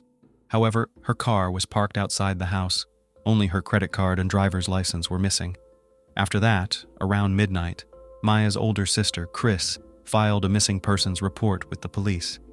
It wasn't until January 15th, after his spouse missed his oldest daughter's 11th birthday, that Larry Millete said he was concerned about his wife's fate. In addition, on January 8th, the day after Maya disappeared, Larry did not text any of the psychics. And on January 9th, according to prosecutors, he asked a witch to lift all spells on Maya and cast spells on a man he believed Maya was having an affair with. It is clear that Maya was unlikely to have left her house, otherwise the security camera would have recorded it. On that unfortunate day, another strange thing happened. Larry and Maya's children were playing in the yard at about 10 p.m. This event did not go unnoticed by a neighbor of the Millete family. He was surprised by it, since it was late and cold outside. At 9:57 p.m., the neighbor's surveillance camera captured the sound of 9 loud bangs. Police speculated that they may well have been gunshots. After audio analysis of the video, police were unable to understand the nature of the sounds. Another coincidence that casts doubt on the man. Larry owned a huge gun collection, including a .40 caliber Smith Wesson pistol, which police were unable to locate in the house, according to court documents. Billy Little, a junior attorney working with Maya's family to investigate the case, was able to uncover one incident that occurred 15 years ago, specifically on the evening of April 30th, 1997, in San Diego's Bay Terrace neighborhood. Maya met Larry Millete in high school after he moved to Hawaii from San Diego with his family. The move may have been prompted by Larry's arrest for a 1997 juvenile gang-related assault. I have reason to believe that he, Larry, was in a gang, the attorney argued. As a juvenile, Larry was arrested for a stabbing. The victim of the attack suffered multiple stab wounds and was rushed to Mercy Hospital, where he eventually recovered. As a rule, criminal records often find their echoes in adulthood. In an interview in January 2021, Larry admitted that he did have an argument with Maya in 2020. As of February 3, 2021, Larry stopped cooperating with the police. On July 22nd, Larry was officially named a suspect. Investigators assumed that the 41-year-old man killed his wife on the night of January 7th, ate, and then disposed of her body. In interviews, Larry told the same story that Maya's relatives had heard, about the argument in the room his wife had locked herself in. By a strange coincidence, his phone was turned off for about 11 hours on January 8th. Larry didn't show up for work that same day, and no one reliably knew exactly what he was doing. It was impossible to track his whereabouts. Too bad the neighbor's video surveillance camera is a mute witness to the events that unfolded and can't talk. The camera shows Larry driving his car up to the garage in such a way that the rear of the car is not in the frame. Larry may well have known which part the camera was capturing and positioned the car in a convenient manner. During this time, he could safely carry Maya's body through the garage and then, loading it into the trunk, drive away to dispose of it. Following his arrest, the man remained in custody and was held without bail. On October 19, 2021, Larry Millete was arrested for the murder of his wife Maya based on circumstantial evidence, and the children were given legal custody to his parents. To prevent further emotional trauma, the court barred Larry from having contact with his children. But the man violated that injunction more than once. He called his relatives, who gave him the opportunity to talk on the phone with his children. In total, he made more than 100 phone calls and talked to his children for more than 9 hours. According to prosecutors, during some of the calls, Larry made disparaging comments about Maya's family or asked for news headlines to be read to him. He asked an 11-year-old girl to have her and her 10-year-old sister watch a movie called Shot Caller, an R-rated movie that contains a warning, said Deputy District Attorney Christy Bowles. Essentially, it's a story about a businessman who goes to jail. Larry suggested that children watch it to see what kind of environment he was in. As a result of the court, Larry was stripped of all phone calls except for calling his attorney. However, as early as October 2022, Larry was granted permission to communicate with his children in writing. He was still prohibited from speaking with them through personal visits and the telephone. In order for the children to continue attending their current schools in Chula Vista, they were awarded custody to their paternal grandparents on October 19, 2021. Maya's sister also wanted custody of her nephews, but was denied. Maya's family was allowed to visit the children, but they still wanted to seek full custody of them through the court. The judge ordered Larry Millete's parents to facilitate maternal visitation with the family and work to obtain mental health services for the minors. When visiting the children, relatives are prohibited from discussing any details about ongoing criminal or probate cases with the children. Fairness. The children were left in the care of the parents of their mother's alleged killer, in a town where everything reminds them of the tragedy. Maybe the court should have sided with Maya's sister after all, giving custody to her. In June 2022, Larry's lawyer filed an appeal claiming the man was incompetent to stand trial, but after a psychiatric evaluation, Larry Millete was found competent. It is unlikely that an insane man could have been aware of his actions in cleaning up his tracks. When examining Larry's seized cell phone, it was found that all the text messages he wrote to his wife had been deleted. When asked where the correspondence had gone, Larry explained that he simply wanted to free up space on his phone. That's a strange answer, because the messages don't take up that much space on the device. During the trial, it turned out that Larry had withdrawn a large amount of money from his bank account. Perhaps with the money in hand, Larry was making plans to escape, or maybe he just wanted to move to another city, starting a new life with his children. Charged with murdering his wife and illegal possession of weapons, Larry Millete's trial is scheduled to take place in 2024. However, the trial has already been postponed and moved to other dates more than once. Could it be a matter of so-called circumstantial evidence? After all, circumstantial evidence is evidence that relies on an inference that connects it to a fact. For example, fingerprints at a crime scene. Direct evidence in turn supports the truth of a statement directly, that is, without the need for any additional evidence or inference. It is easy to get confused without the necessary legal skills and experience. In any case, the situation is unfolding before our eyes, picking up its pace. One thing is constant and tragic. The once prosperous, at least in appearance, family is destroyed. The mother has disappeared and is apparently dead. The father is in prison and apparently the perpetrator of the atrocity. The 3 children are left without parental love. 3 innocent souls, traumatized for life, left to live in a society that will remind them of what happened many times over, whether in reproach or out of pity, grieving the wound. According to statistics, the number of crimes committed by juveniles has been increasing worldwide in recent years. There has been an upsurge in violence among school children, usually directed at their peers, and the victims are often hospitalized, disabled, or even killed after such incidents. Such hostile acts usually have one goal: to prove their own superiority, power, and permissiveness. Plus, the laws of many countries are lenient to juvenile offenders, which gives them faith in their impunity. The story of a French girl named Agnès Marin, who died at the hands of a high school student, shook the whole country. They studied in a prestigious college with an impeccable reputation in which it seemed nothing like this could not happen. However, as it soon turned out, the perpetrator had attacked the girls before, but his wealthy parents managed not only to keep the case quiet, but also to arrange a son in a good school in another city, hiding the truth about his adventures. It is said that teenage aggression is a form of protest during the period of personality formation and search for oneself. But in our story today, this boy's cruelty was the result of a complete lack of empathy, the ability to empathize and sympathize with others. He was extremely dangerous to society and incorrigible, and therefore became the second teenager in French history to be sentenced to life imprisonment. Who was Agnès Marin? Agnès Marin was born in 1999, November 26th in Paris, and was the only child of the couple Paula and Frédéric Marin.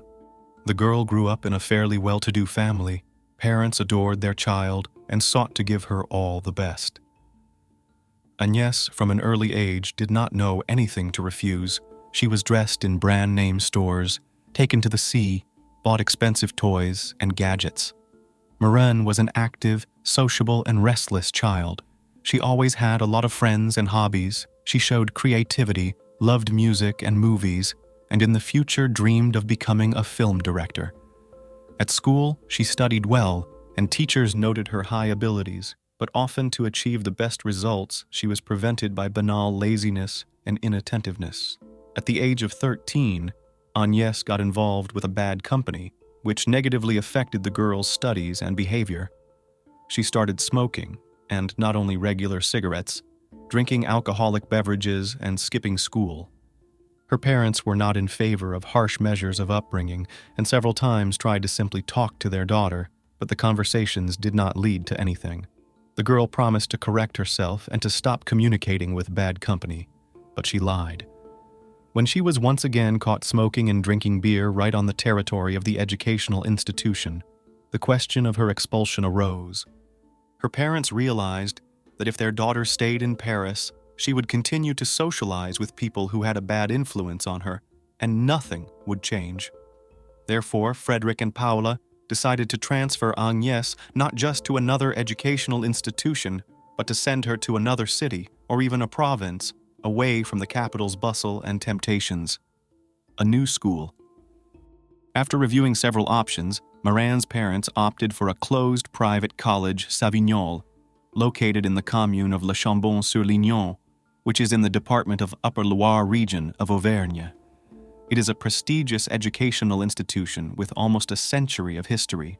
The college was founded in the 30s and worked on the principle of boarding school, where children not only studied, but also lived. However, by the end of the 2000s, the college faced serious financial difficulties and was actually teetering on the brink of bankruptcy.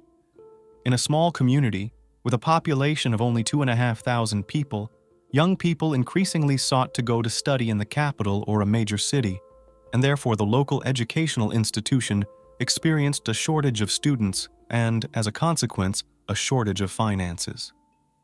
Previously, to get into this college required a high grade point average as well as good characteristics. But even this did not guarantee admission because the competition was several people for one place. However, in 2011, the situation changed dramatically.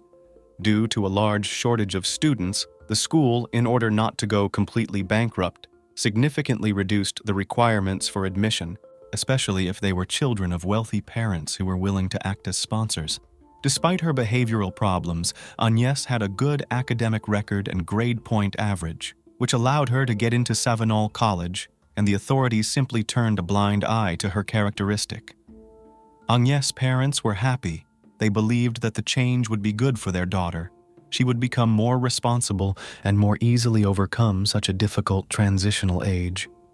Maren was a very sociable, cheerful, and friendly girl. She was able to fit into the new team from the first days. She felt comfortable and quickly made friends. In addition, she showed good progress in her studies, including in new disciplines, which were not available in her previous school in Paris. Her parents visited their daughter at the boarding school every 2 or 3 weeks. They were very pleased with her successes, as well as changes in behavior for the better. Agnes came home to visit only once during her studies.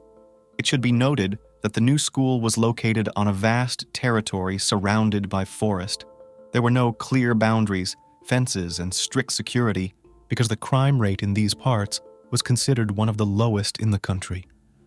To get from the college to the center of the town of Le Chambon-sur-Lignon required no more than a quarter of an hour on foot, so students after school often went there in groups. But before 5 o'clock in the evening, all had to return back. There were disciplinary penalties for breaking the rules. The disappearance of a student. On November 16, 2011, Agnes, together with some of her classmates, decided to take a walk into town after class. There, she met a friend of hers, who studied in another school, but they often crossed paths and constantly called each other. The two girls decided to go shopping and fell behind the general company. A couple hours later, the young people returned to campus, but Maren was not with them. At first, this circumstance did not cause much alarm, and everyone was sure that she would soon return, but the time passed, it began to get dark, and the absence of the student seriously worried the teachers. Her phone was switched off, and she could not be found on campus, so the school management did not hesitate to report the incident to the police. The search began that evening and was conducted by law enforcement officers, teachers, and students of the school. They were divided into groups, each of which combed a different area, but no trace of the missing girl could not be found. No one had seen her and had no idea where she might be. But everyone hoped that she would return alive and unharmed. Marian's parents were notified almost immediately and asked if their daughter had returned home. Frederick and Paola were shocked at the news and rushed to Le Chambon-sur-Lignon as fast as they could. They assured them that Agnès could not have run away, for she had no reason to do so and had nowhere to go. According to them, their daughter liked her new school very much. She had made many friends here. She did not feel any discomfort, and she had no conflicts with anyone. The father and mother of the missing Agnès became actively involved in the search. They talked to their daughter's friends, posted pictures of her all over the city asking for help in finding her, and tried to find any clues or leads. What is Agnès' friend hiding? The first thing the police did was to look for people who were the last people to see the missing Agnès and who might have known about her future plans. Girls from her class said that Morin met a friend of hers in the city and went shopping with her, but no one could give her name. However, soon the law enforcers managed to find Estelle, the same friend from another school. The girl was indeed the last person with whom Agnès had been in contact, so she was considered as a very valuable witness. However, she did not provide any useful information at the first interview.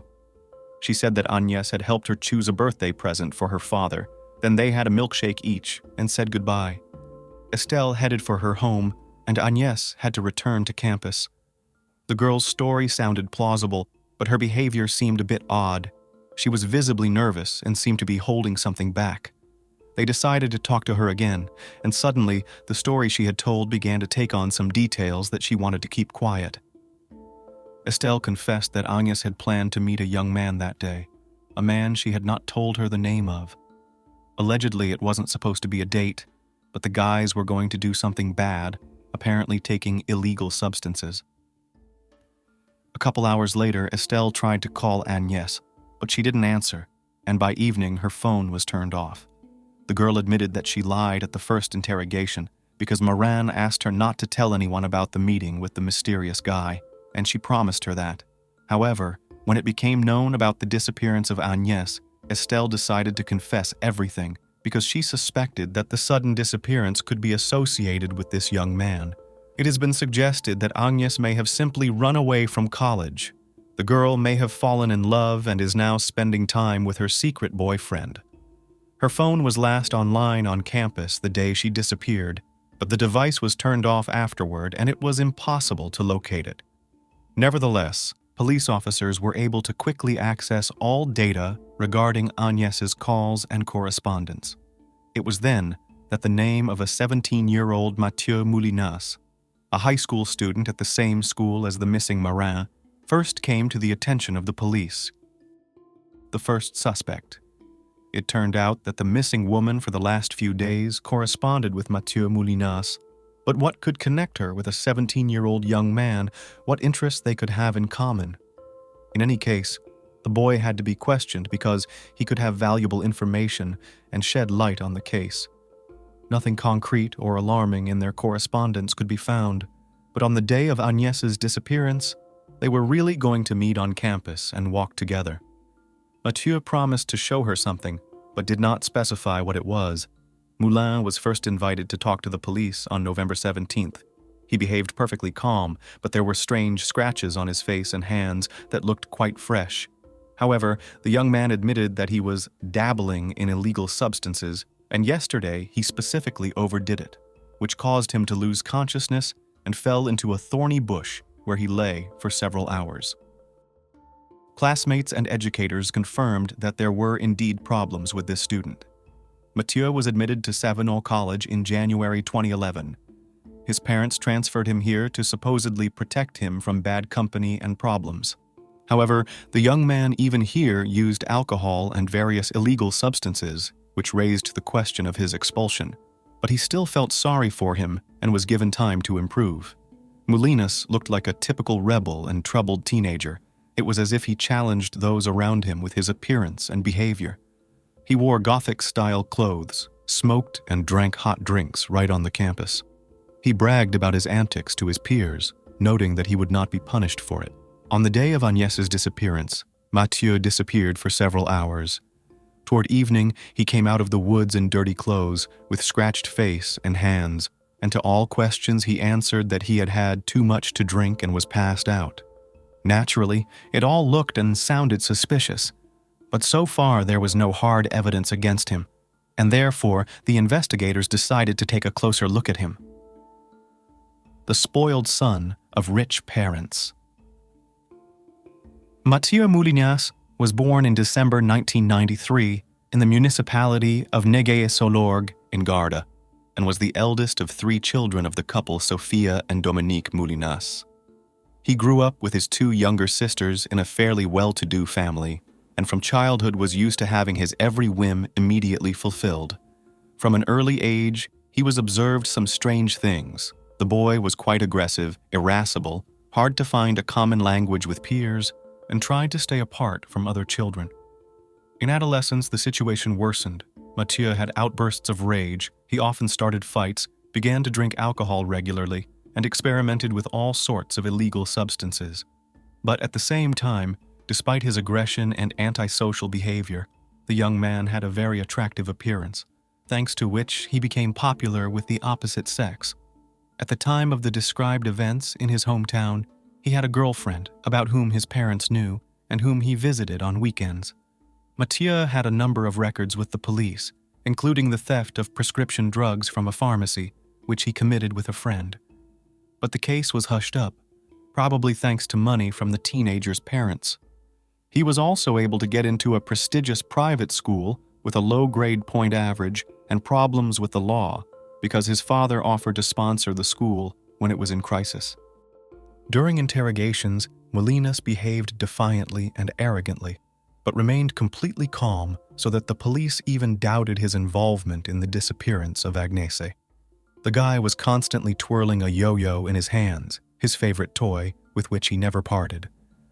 At the first interrogation, he claimed that he did not know Agnès, but when he was shown a printout of their correspondence, he began to change his testimony, trying to lie on the fly, but quickly became confused in his own words.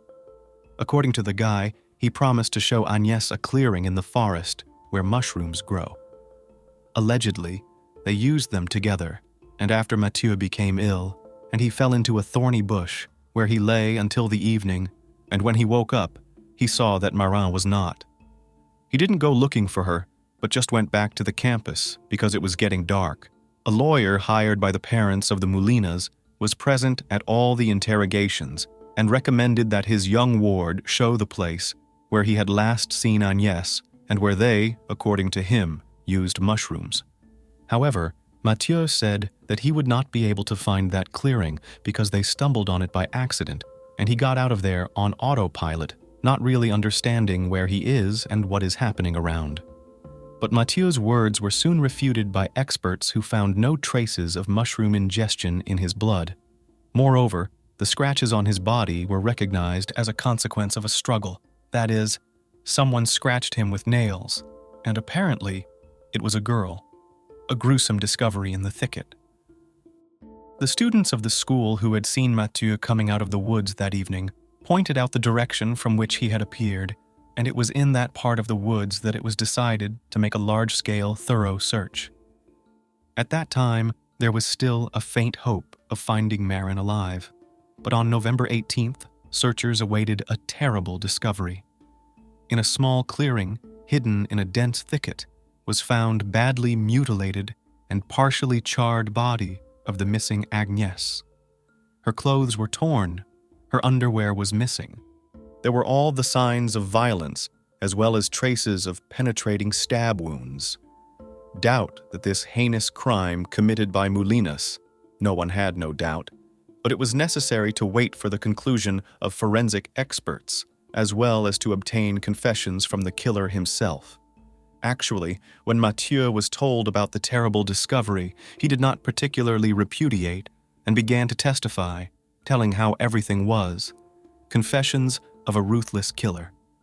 The strangler confessed that he deliberately lured Agnès into the woods to abuse her, but allegedly did not plan to kill her. However, she put up fierce resistance, scratched him, so he had to tie up the victim using the rope from his favorite toy, Yo-Yo, which he carried with him everywhere. Agnès screamed and threatened to turn him into the police, which pissed the guy off. Going to prison he did not want to, and therefore decided to kill the unfortunate and get rid of the body.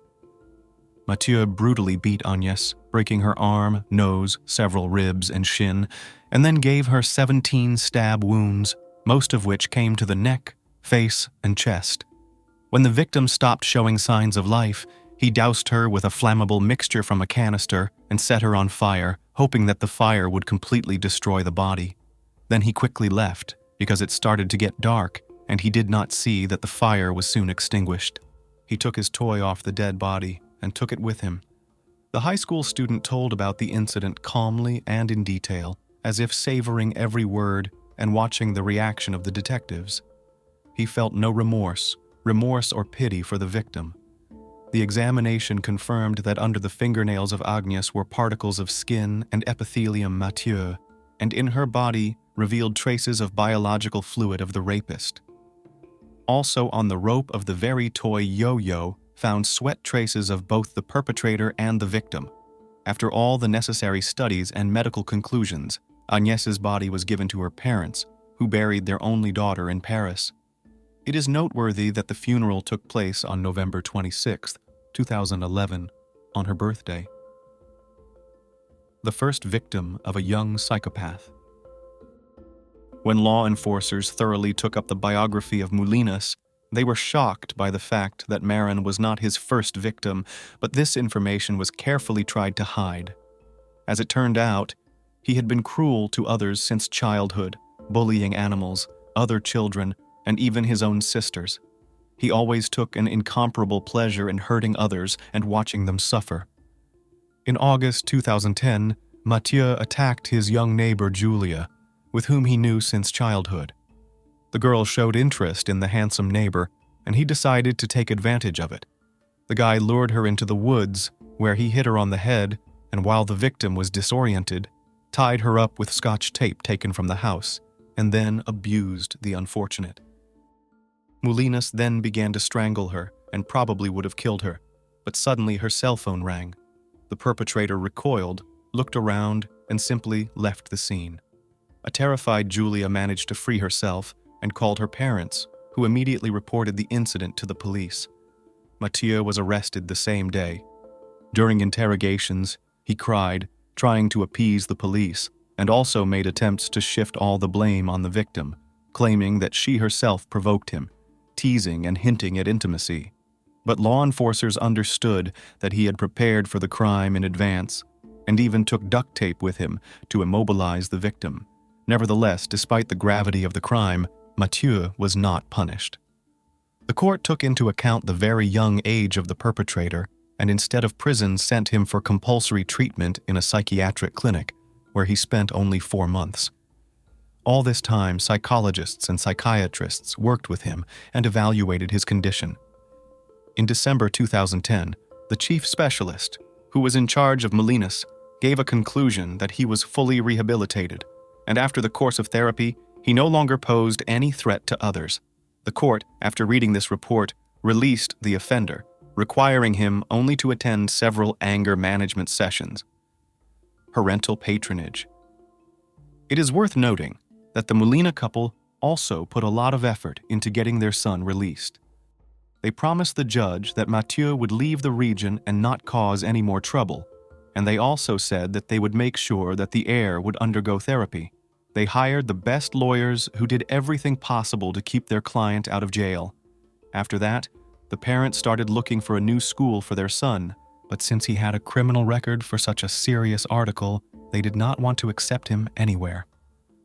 Then the father personally went to the provincial closed college Savinol and made an appointment with the director. He knew about the financial problems of the institution and immediately offered to sponsor him. When it came to the admission of Mathieu to the college, the director noted that the guy is too low academic performance, and the criminal case of a potential student could hit hard on the reputation of the school, but Dominic Moulinas, in every possible way, vindicated his son, lying that there was no violence, just his ex-girlfriend so tried to get back at him after the breakup. Allegedly, that's why he was released a few months later, when everything was sorted out. Surprisingly, but the leadership of the educational institution did not go into the details of the trial and accepted the version told by Dominic. Apparently, the amount of sponsorship he had announced played a decisive role, and they simply turned a blind eye to the crime and withheld this information from other students and their parents. The trial and the verdict. Mathieu had taken Agnès' life only a month before he turned 18. However, he was a minor at the time of the violent and brutal crime, and therefore the law provided for a lighter sentence for such offenders, and the trial itself had to be held in private. Agnès' parents insisted on making the sessions open, at least partially, with the involvement of journalists who would cover the case in the media. However, the Morin couple were refused, and the trial was held behind closed doors. The proceedings began only on June 18, 2013. The public prosecutor harshly criticized the numerous omissions in the case of Mathieu, in particular, the fact that the psychiatrist who gave the conclusion that the guy is not a threat to others was a young girl who did not have the proper qualifications. She had no previous experience with criminals and made a fatal mistake.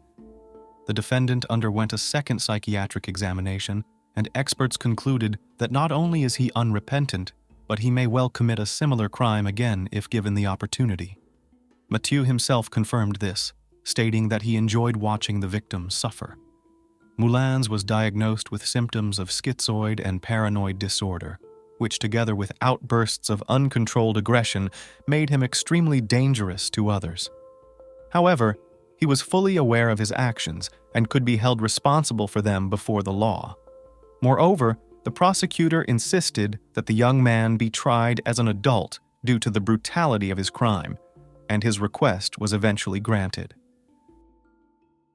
On June 28, 2013, Mathieu was found guilty of abuse and murder with particular cruelty. He was sentenced to life imprisonment and forced psychotherapy. He became the second juvenile offender in French history to receive such a harsh punishment. Moulinas' lawyers decided to appeal the sentence, but on October 10, 2014, a jury of appeals upheld the life sentence, ending any possibility of a review of the decision.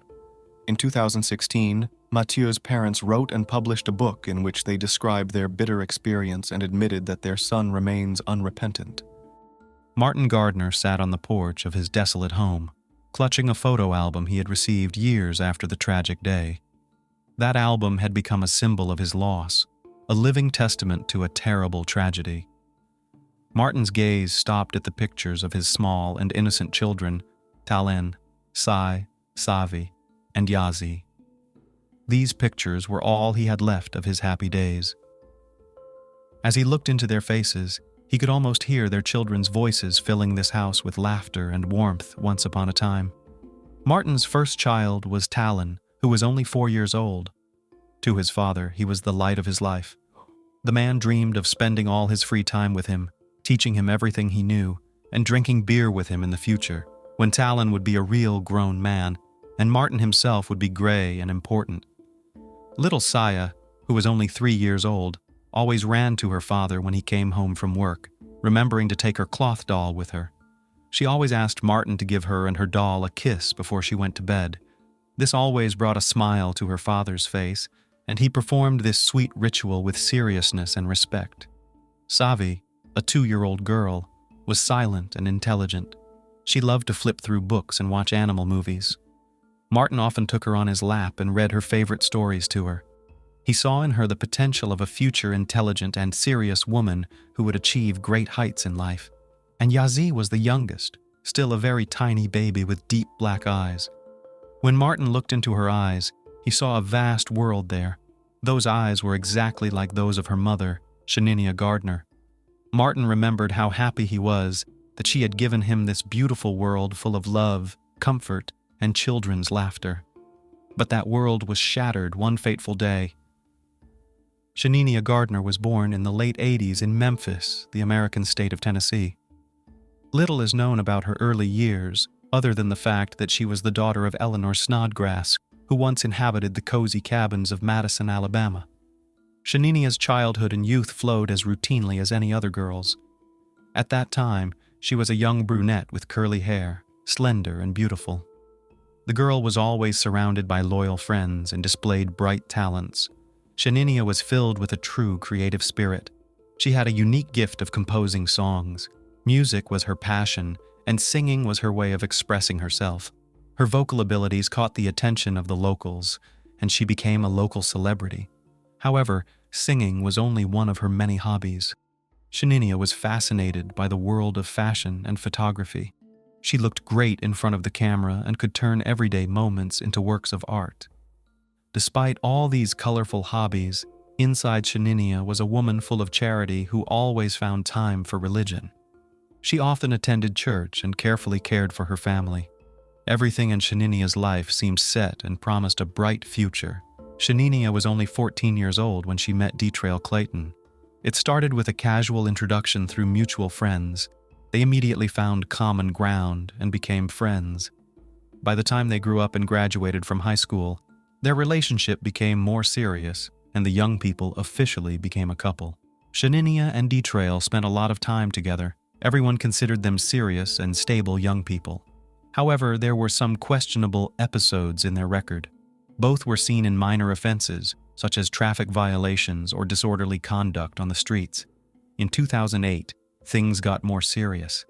Detrail was accused of assaulting a woman, and although it was done unintentionally, he was facing serious punishment. The guy got lucky, and soon all charges against him were dropped. Shenia and Detrail did not formalize their relationship, but they lived together. In the same year 2008, the couple had a son, who was named Dallin. Shenia became a caring mother, not only to him, but also to Detrail's 2 children from his previous relationship. Sonia Clayton, Detrail's mother, always saw Shenia not just as a woman in love with her son, but as part of her family. Shenia was noted for her devotion and care for her children, which made her special in Sonia's eyes. However, the lovers' relationship was not a long one, and little is known about what exactly happened between them. However, even after the breakup, they continued to maintain some distant communication. To Detrail, Shenia remained a good wife and a caring mother. When Dallin was just 2 years old, Shenia was involved in a small incident. It was a minor infraction, perhaps a parking ticket or a minor argument of no great importance. It was also insignificant compared to what the future held for her. Marrying Martin Gardner was a new phase in Shenia's life. Fate had led her to this man who appeared to bring joy and stability to her life.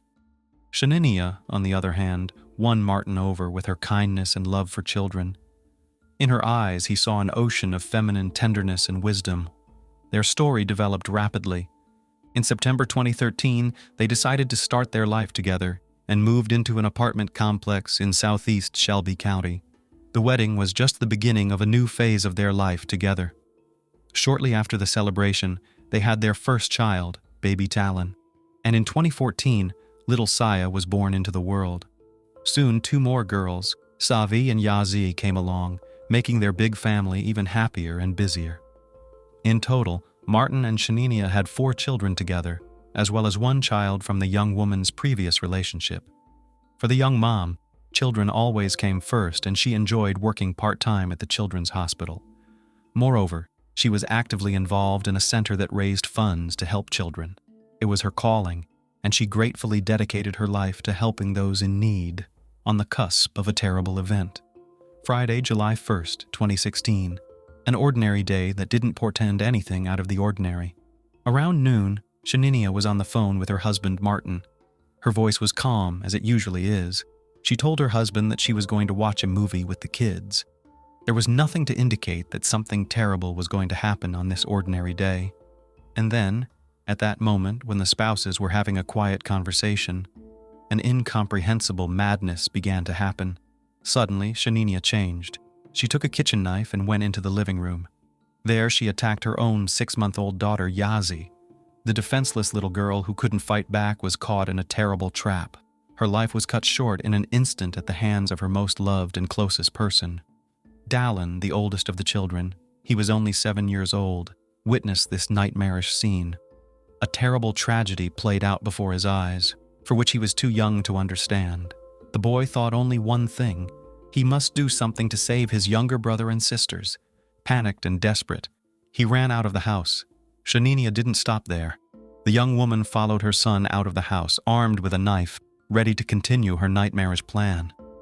She rushed after Dallin, but the man, terrified and desperate, screamed so loudly that he attracted the attention of the neighbors.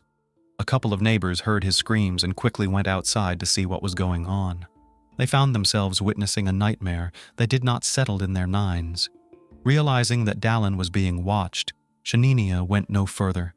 However, the whole horror was not over yet.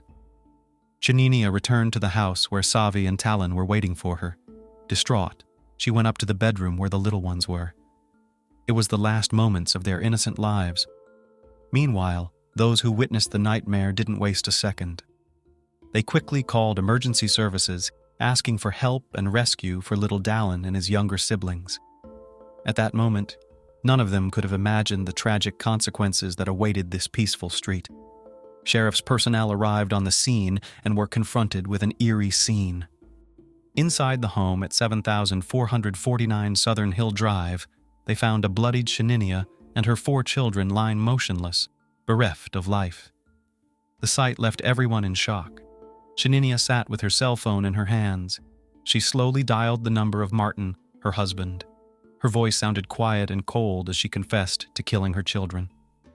The tragedy that had unfolded in their lives was the horrific event that would forever be remembered in this quiet neighborhood. By the time the prosecutor's office and special unit arrived on the scene, it was all over. There was only an eerie silence in the house that had once been the place of the happy Gardner family. Blood and horror lurked in every corner. The investigators had a bloody knife in their possession, silently bearing witness to the gruesome incident. Chaplains arrived to help and were shocked by what had happened, as well as specialists ready to assist Dallin. The horror he had endured required immediate intervention. While the necessary information was gathered and investigations were underway, law enforcement asked residents to stay inside their homes and not go outside. Some did not need this request. They still felt fear and uncertainty. Their home seemed to be the only safe place. A major operation forced sheriff's officials to close off access to the apartment complex, including the golf area and country club. As for Shenia, she was apprehended and taken into custody without bail. Her trial was immediately scheduled for July 5th. Society could not remain indifferent to these horrific events unfolding in the life of Shenia Gardner. No matter how monstrous she was portrayed, she was a mother and a partner who radiated love, care, and joy, according to Michelle Jamont, her co-worker.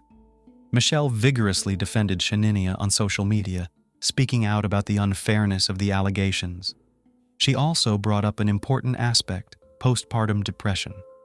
Cases like this have sparked discussion, and Dr. Joel Reisman, a psychiatrist at the University of Tennessee Medical Center, confirmed that the killing of children by their own mother is rare and usually accompanied by mental illness. He also pointed out the lack of mental health funding in the state, which leaves many families without the support they need. Dr. Diane Barnes, a psychology and postpartum health specialist, explained the difference between postpartum depression and postpartum psychosis, emphasizing that they are completely different conditions with different symptoms. And while Shenia's exact condition required further investigation, Dr. Barnes doubted that women in a state of postpartum depression would commit such acts. She leaned toward the idea of psychosis. The investigation in Shenia Gardner's case was arduous. Her defense attorney, Craig Morton, became her defense attorney, but he chose not to comment on the case to the media in the early stages, believing it was too early for such discussions. On July 5, 2016, at the court hearing, Shenia remained silent, appearing only via video link. Judge Lois Lambert asked her questions, but the young woman did not utter a single word. After the trial, Shenia was sent to the Mental Health Institute. Shenia's next of kin came to the courthouse, but declined to comment to reporters. Morton's attorney and prosecutor Jennifer Nichols planned to file a motion to preserve evidence in the case, including information gathered from social media. January 2017 brought formal charges against Shenia on 4 counts: aggravated child abuse, aggravated murder with a deadly weapon, aggravated child abuse, and child neglect. The mysterious and gruesome investigation continued, and the community was left waiting for justice and answers to many questions. The hearing included testimony from Shenia's loved ones. On that fateful day, Sonia, Detrail's mother, was undoubtedly shocked to learn of the terrible tragedy. She immediately arrived on the scene in a desperate search for her grandson, Dowan. Sonia maintained that what had happened had nothing to do with the young woman she had once known. She expressed her belief that something supernatural, perhaps of a diabolical nature, was behind it all. As time passed, however, and the initial shock began to wear off, Sonia began to speculate about possible motives. She speculated that perhaps the young couple was in the process of divorce. For fear of being alone, caring for 5 children, Shenia might have come to the terrible decision to end it all. But despite these reflections, Sonia found it hard to believe. To her, the Shenia she had once known was far from a person capable of such a horrible act. Detrail, Dowan's father, also refused to believe in Shenia's guilt. He admitted that although he was never his son's guardian, he was always able to visit him after his relationship with Shenia ended. But November 2014 was the last time he saw his son. He noticed that each time Shenia became more and more radical in her actions and decisions. Every attempt he made to contact his son failed, and he was simply not allowed to be involved in his life. But in fact, Shenia's friends and family had long ago noticed that a completely unexpected upheaval had taken place with her. The young woman began to experience a strange discomfort that gradually developed into deep anxiety, paranoia, and even worse, panic attacks. Her behavior became erratic and unpredictable, and many people began to suspect that it might be related to postpartum depression. This came as a real shock to those around her, as Shenia seemed to be a strong and dependable woman.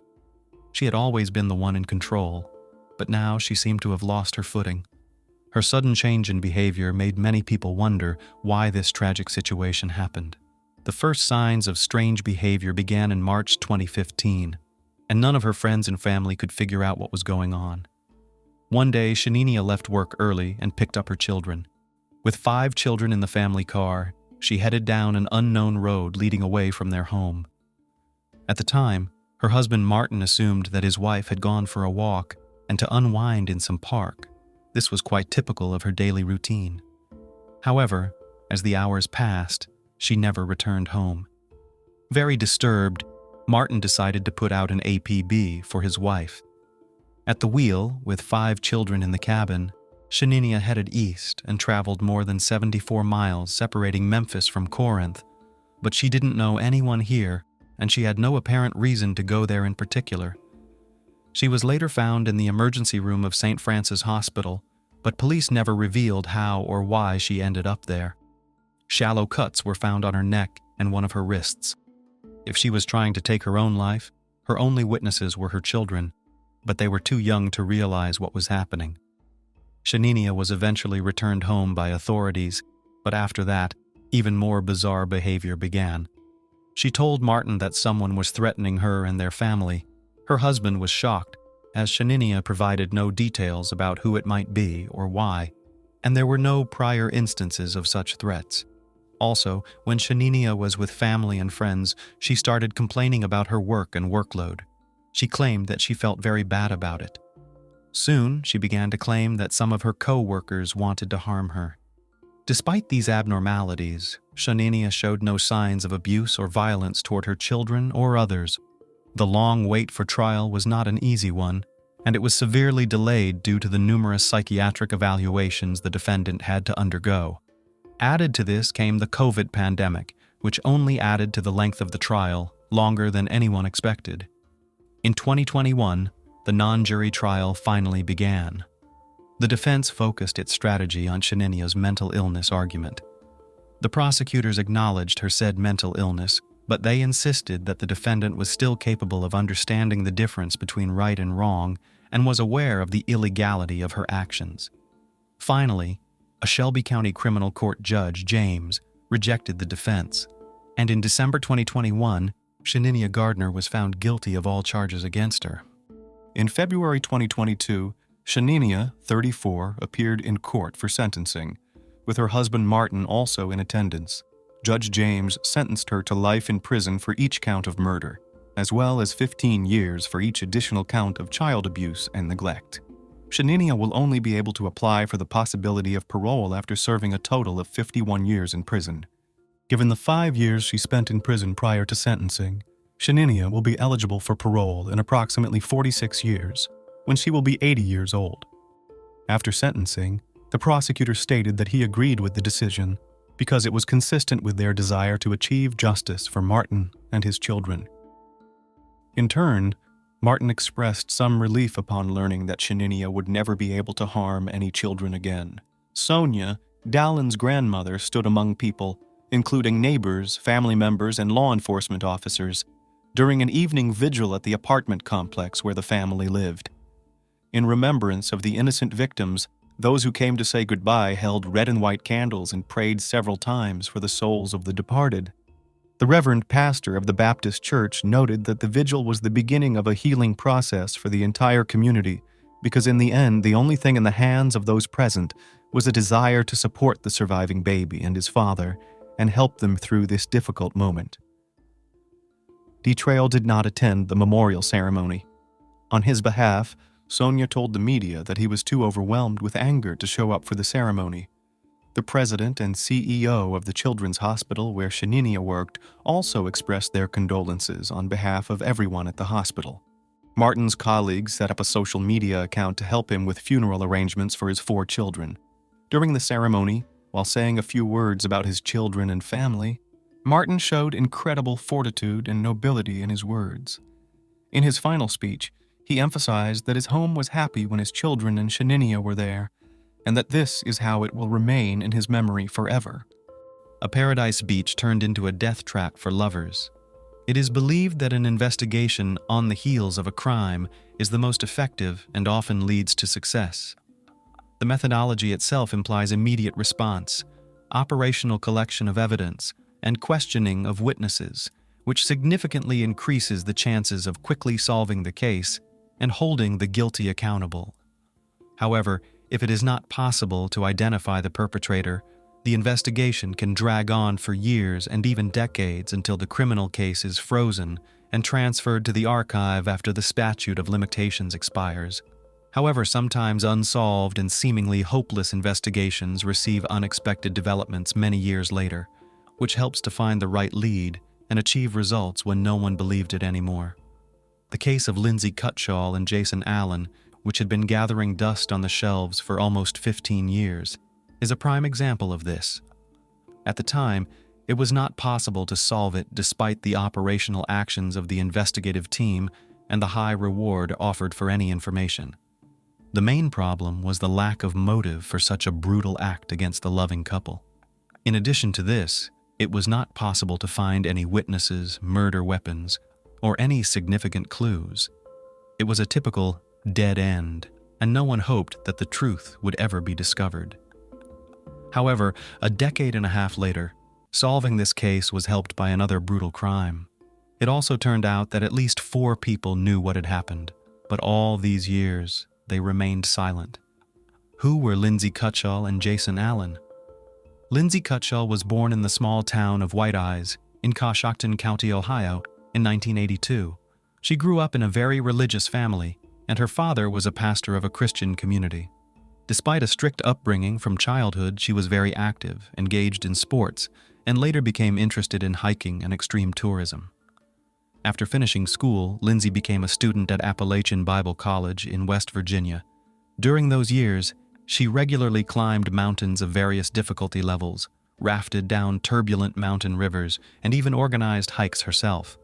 The young woman dreamed of founding her own summer camp for children and teenagers, where she could teach them the basics of survival in the wild, rafting, tourism, and so on.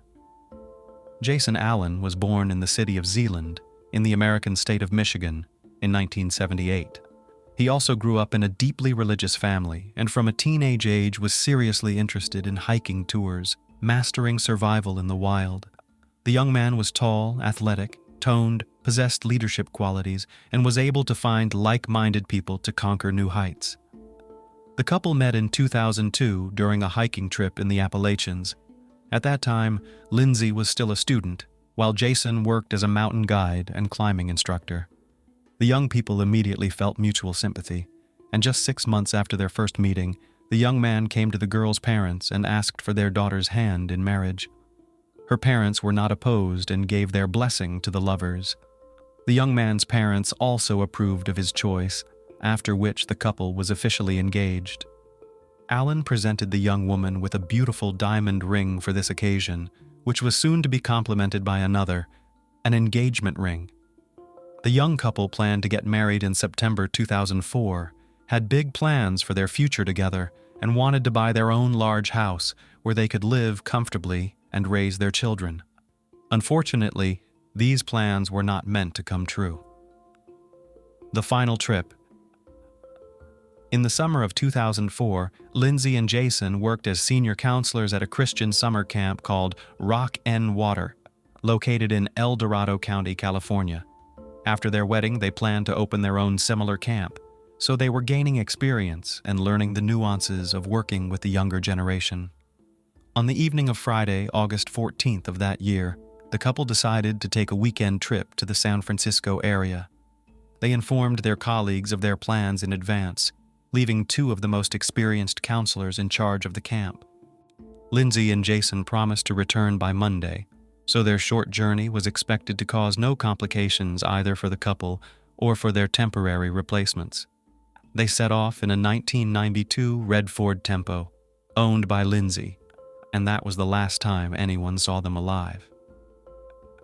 By Sunday evening, the counselors had not returned to the camp, but no alarm was raised then, as everyone was confident that the couple would arrive either late at night or early Monday morning.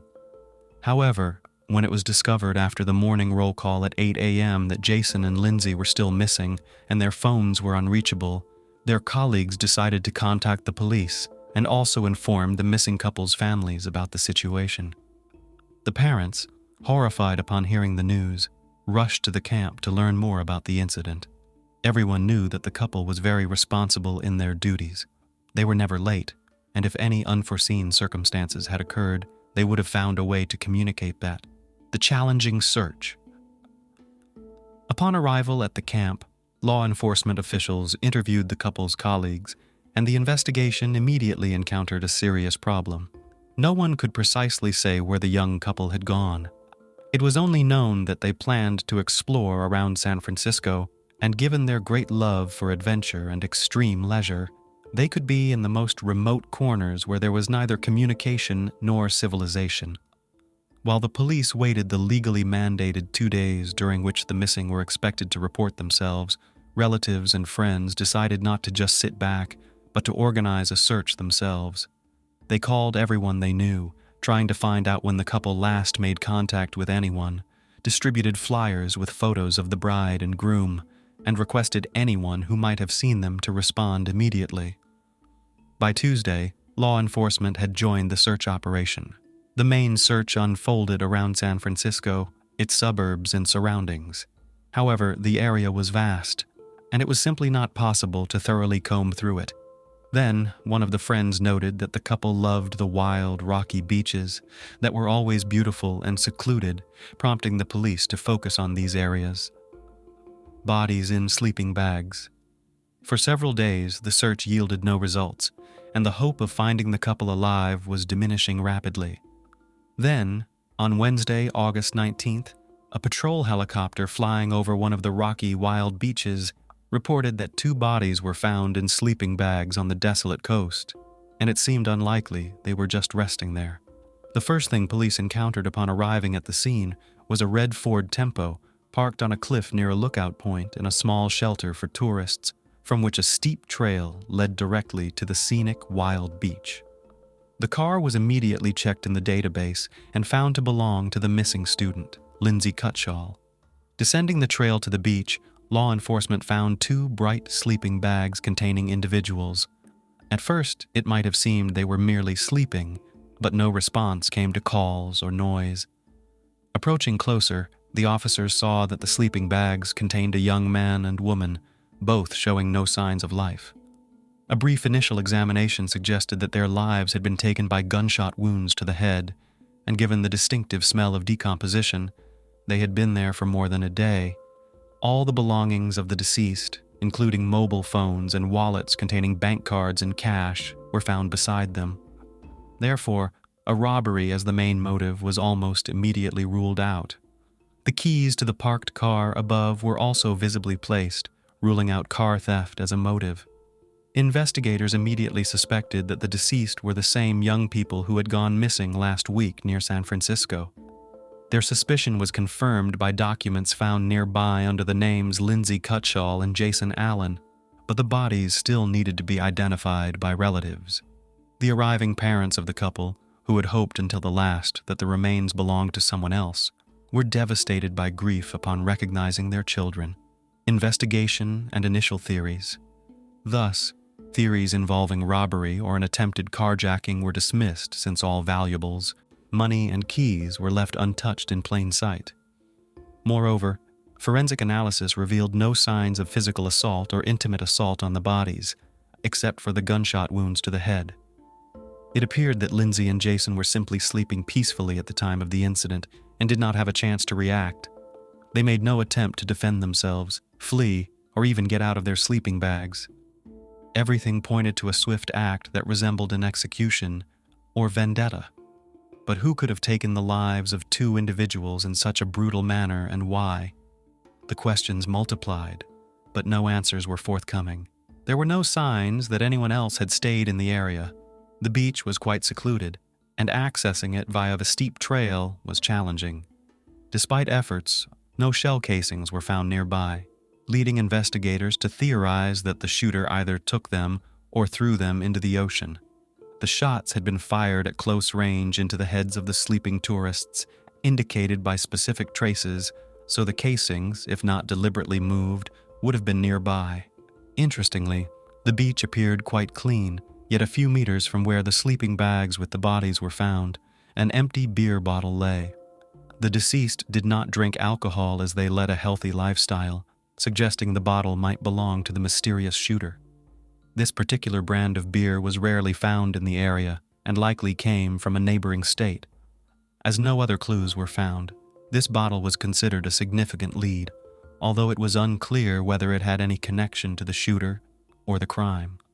A theory was proposed that the deceased might have had a conflict with someone the day before the tragedy, and their opponent returned at night with a weapon to settle the score. Although Jason and Lindsay were very friendly with everyone, it was not excluded that they might have inadvertently displeased someone either in appearance or for some other reason. Additionally, the shooter could have been intoxicated or mentally unstable.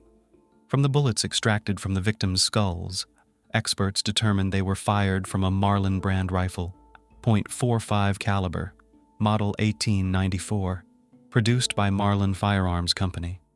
This was a rare weapon that might have been part of a collector's arsenal. Such models were typically used for hunting. This clue was significant for the ongoing investigation, but it remained the only one for the time being.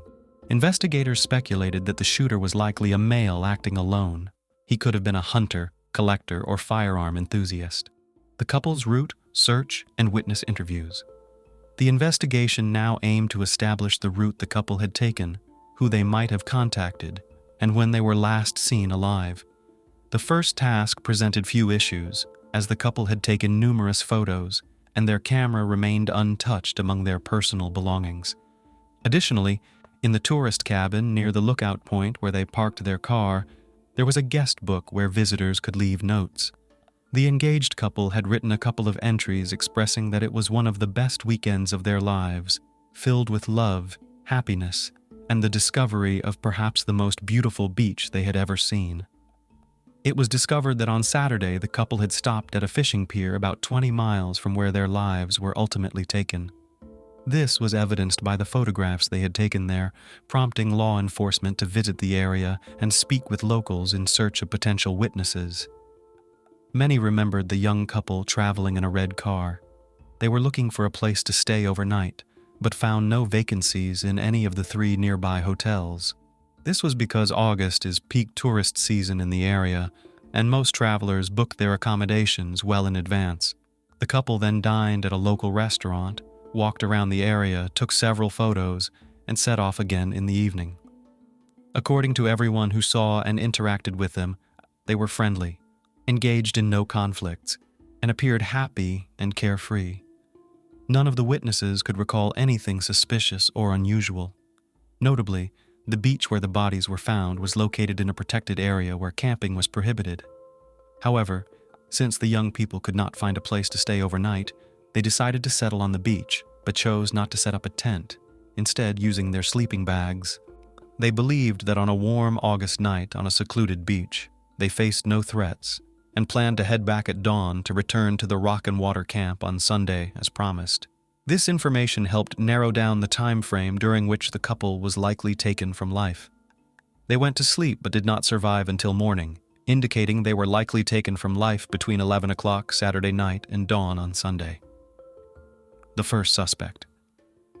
Although the investigation into the double taking of life was in full swing and news broadcasts urged anyone with any relevant information to contact the police, law enforcement withheld certain details. In particular, the results of the ballistics analysis were kept secret to avoid alerting the suspect and prompting them to hastily dispose of the weapon used in the crime. Initially, suspicion fell on a local drifter who periodically slept on that very beach and had been seen nearby on the evening before the crime. The homeless man, mentioned by some witnesses, was quickly located, brought to the station, and interrogated. The 57-year-old suspect had no alibi for the night of the crime. However, his involvement could not be confirmed. The main reasons were the absence of the weapon used in the crime and the fact that his DNA did not match that found on the beer bottle discovered on the beach. A new phase of the investigation in 2006. For nearly 2 years, the investigation had been at a standstill with no clear direction on how to proceed.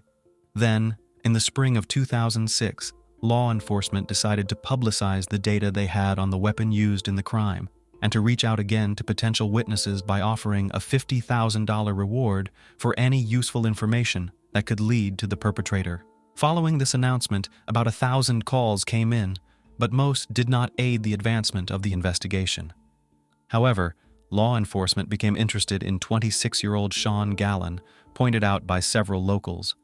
According to them, the young man collected firearms and bladed weapons, behaved aggressively, was frequently involved in conflicts, threatened acts of violence, and occasionally damaged other people's property. Sean was arrested and questioned. He had previously been on the police's radar for brawling, hooliganism, and driving under the influence of alcohol and drugs. He indeed had an impressive collection of weapons, but the specific rifle in question was not among them. Verifying his alibi from 2 years prior proved impossible, and his DNA did not match the sample found on the beer bottle at the crime scene, so Gallen had to be released. A suspect from another country? Simultaneously, another suspicious and aggressive drifter came under scrutiny, often seen with a firearm, frightening the local residents. His name was Joseph Henry Burgess, and he was 61 years old at the time of the couple's demise. Burgess often ranted about receiving commands from God. It was discovered that in the late 1970s, Joseph lived in Canada, where he also wandered aimlessly. In 1978, he joined the Commune of the Children of God, positioning himself as a deeply religious person, and according to those around him, he was quite the fanatic.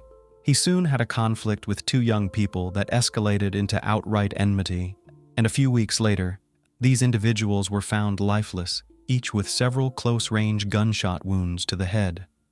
Notably, their bodies were also discovered on a beach in sleeping bags, seemingly taken while they slept. By the time the police arrived, Burgess had vanished. His guilt was proven through numerous left-behind clues, but he could not be convicted as he had fled to the USA, crossing the border illegally. He managed to evade capture for nearly a quarter of a century until the police connected him with the double homicide on a beach in California.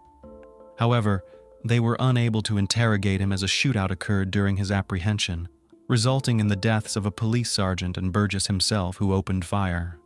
A fatal echo from the past. In the spring of 2017 in Forestville, California, a tragedy unfolded one night on March 14th.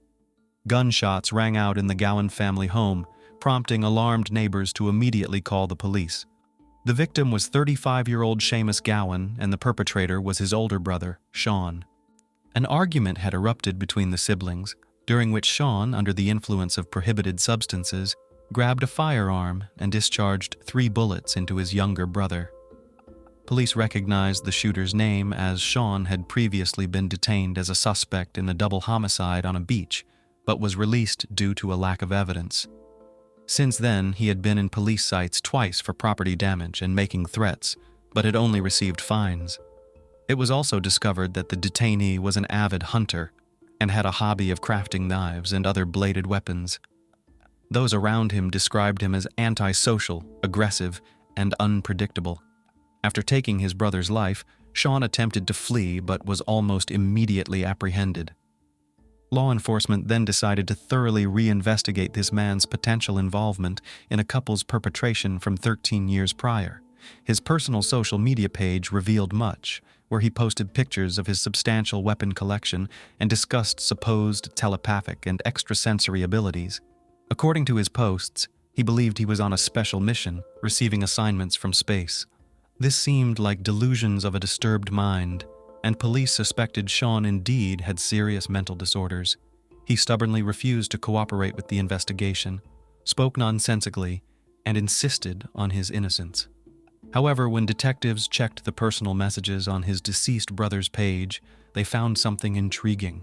Back in 2006, when a $50,000 reward was offered for information on the double homicide case, Sean's former girlfriend had messaged Seamus, suggesting she could claim the reward by turning in her ex-boyfriend. They both knew everything but kept silent. Unfortunately, questioning either was no longer possible since the brother had been shot, and the woman had died in a car accident 2 years earlier. An unexpected confession. Initially, Sean denied any involvement and refused to speak, but when shown the printouts of the messages between his former girlfriend and his brother, he surprisingly confessed and began to give a detailed account. His narrative not only surprised, but shocked law enforcement. Despite more than 13 years passing since the double homicide, Gowan remembered the details of that night vividly. That evening, he had left his house with a Marlin rifle.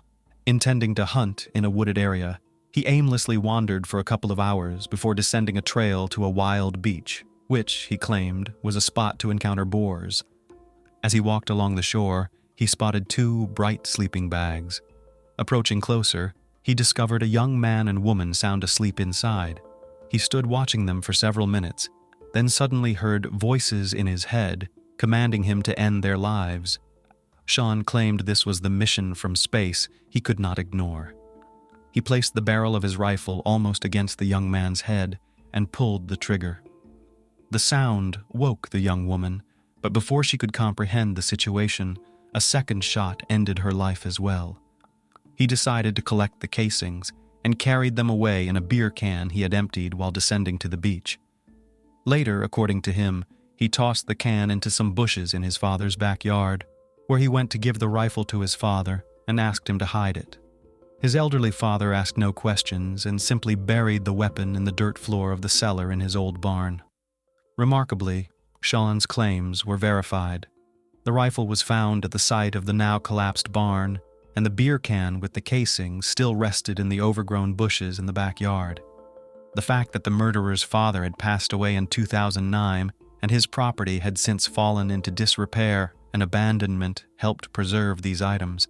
It turned out that the bottle found on the beach had no connection to the crime and was mistakenly considered as evidence.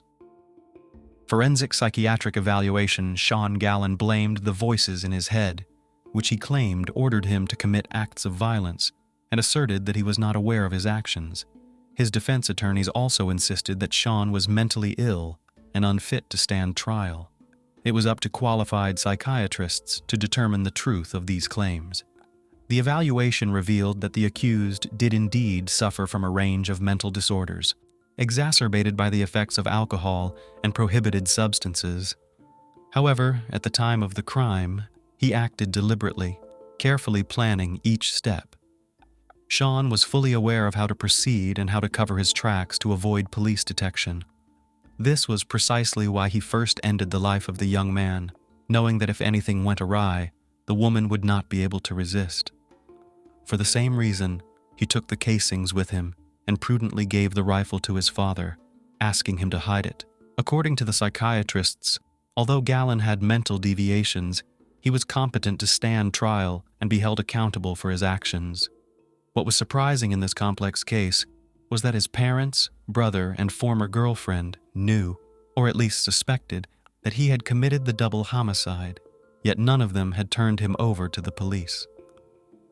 Trial and sentence. The trial of the accused took place in the spring of 2019, nearly 15 years after the brutal act against the couple. On June 17th of that year, Sean Gowan was sentenced to 2 consecutive life terms without the possibility of parole, plus an additional 94 years for the end of his own brother's life in 2017. The convicted man is now serving his sentence in a special prison unit designated for particularly dangerous inmates with mental disorders. He continues to claim that he hears voices and behaves aggressively, hence he is kept under special surveillance to prevent him from harming himself or anyone else nearby. Lastly, it should be noted that the motive for the double homicide was never established. Sean simply saw the couple sleeping on the beach and decided to end their lives. Every parent, in an attempt to protect and keep their child safe, tries to explain that trusting strangers can be dangerous. They emphasize that you shouldn't talk to strangers, follow them somewhere, and under no circumstances should you ever get into a stranger's car. Having these conversations is crucial, just like explaining the reasons behind these precautions and the potential consequences of ignoring them. The story of an American high school student named Abigail Hernandez serves as a powerful lesson, illustrating what can happen when you're careless and too trusting of a stranger who, at first glance, seems to offer a helping hand during a tough situation. All Abigail did was hope that a kind guy would give her a ride home, but instead, she ended up in the lair of a real monster. Abigail Hernandez, family and early life. Abigail, or simply Abby. Maria Hernandez was born on October 12, 1998, in Manchester, New Hampshire, along the banks of the Merrimack River. She was the youngest of 2 daughters born to Ruben and Xenia Hernandez, and grew up with her older sister Sarah, to whom she was very close. Abby's mom worked as a nurse at a local hospital, while her dad was a sales agent. Overall, the Hernandez family was strong, happy, and pretty well off. But when Abby was in middle school, her parents decided to separate.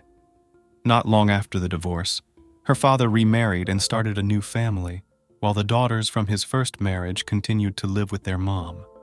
Ruben still supported his older children financially, but their relationship dwindled to little more than birthday and Christmas greetings.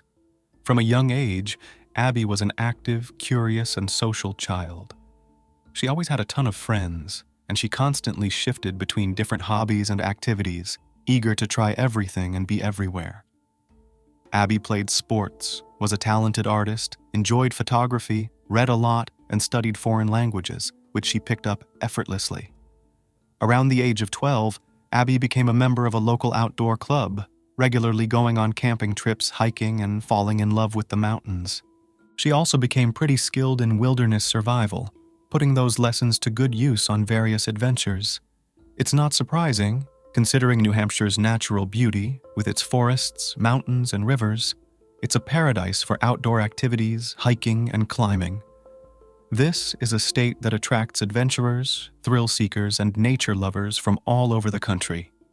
Abigail Hernandez's classmates described her as a brave, smart, friendly, and determined girl who could easily connect with people around her. She was the kind of person who could jump into a conversation about pretty much any topic, wasn't afraid of challenges, and always spread her optimism to everyone around her. Abby wasn't one to sit still. She was always on the go, constantly moving, and making big plans for her future. The summer of 2013 was packed with exciting events for Abigail. When she returned to school in September, she was full of stories about her summer vacation, where she'd been, what she'd seen, and all the things she'd managed to do. By this time, the 14-year-old had started a romantic relationship with a boy named Jimmy, who went to the same school and was a year older than her. Xenia, Abby's mom, knew about the relationship and didn't mind her daughter dating him. Vanished on her way home from school. In early October 2013, with fall break and her 15th birthday just around the corner, Abigail was busy planning a hiking trip with other members of her outdoor club. She'd even received a pair of brand new hiking boots as a gift, but they were a little tight, so she decided to break them in by wearing them to school. On October 9th, Abby went to school like any other day. After classes, she planned to take a stroll through a nearby park, but promised her mom she wouldn't be out too late. However, by around 5 p.m., when Abby still hadn't come home, Xenia decided to call her, only to find that Abby's phone was turned off. Worried but trying to stay calm, Xenia figured her daughter had probably met up with friends and maybe her phone had died. A couple of hours later, with no word from Abby and unable to reach her, Xenia started to panic. She began calling Abby's friends and teachers, trying to find out when she had left school and where she might have gone. The school informed her that Abby had left right after classes ended and had said goodbye to her friends at the bus stop, where they all got on the school bus. Abby, however, had chosen to walk home. None of Abby's friends had seen her since. She hadn't stopped by anyone's house, and she hadn't called anyone. Even Jimmy couldn't get in touch with her, despite them having plans to meet up later that day. Terrified, Xenia, along with her older daughter Sarah, didn't waste any time and headed straight to the police station to report Abby's disappearance. Since Abby was a minor, the search for her began immediately. Investigators discovered that the last signal from her cell phone was picked up about a mile from her home. Almost immediately, news about the missing high school student started spreading across social media. Flyers with Abby's photo, a description of the clothes she was wearing, and a contact number for any tips about her whereabouts were quickly printed and distributed. By the next morning, a story about the missing girl was aired during the 7 a.m. news, urging anyone with information to come forward. Hundreds of police officers, volunteers, and concerned citizens joined the search for the 14-year-old. They scoured local parks, empty lots, wooded areas, bodies of water, and abandoned buildings. Law enforcement explored various leads, searched for possible witnesses, and interviewed Abby's friends and family, but every effort turned up empty. The first suspect.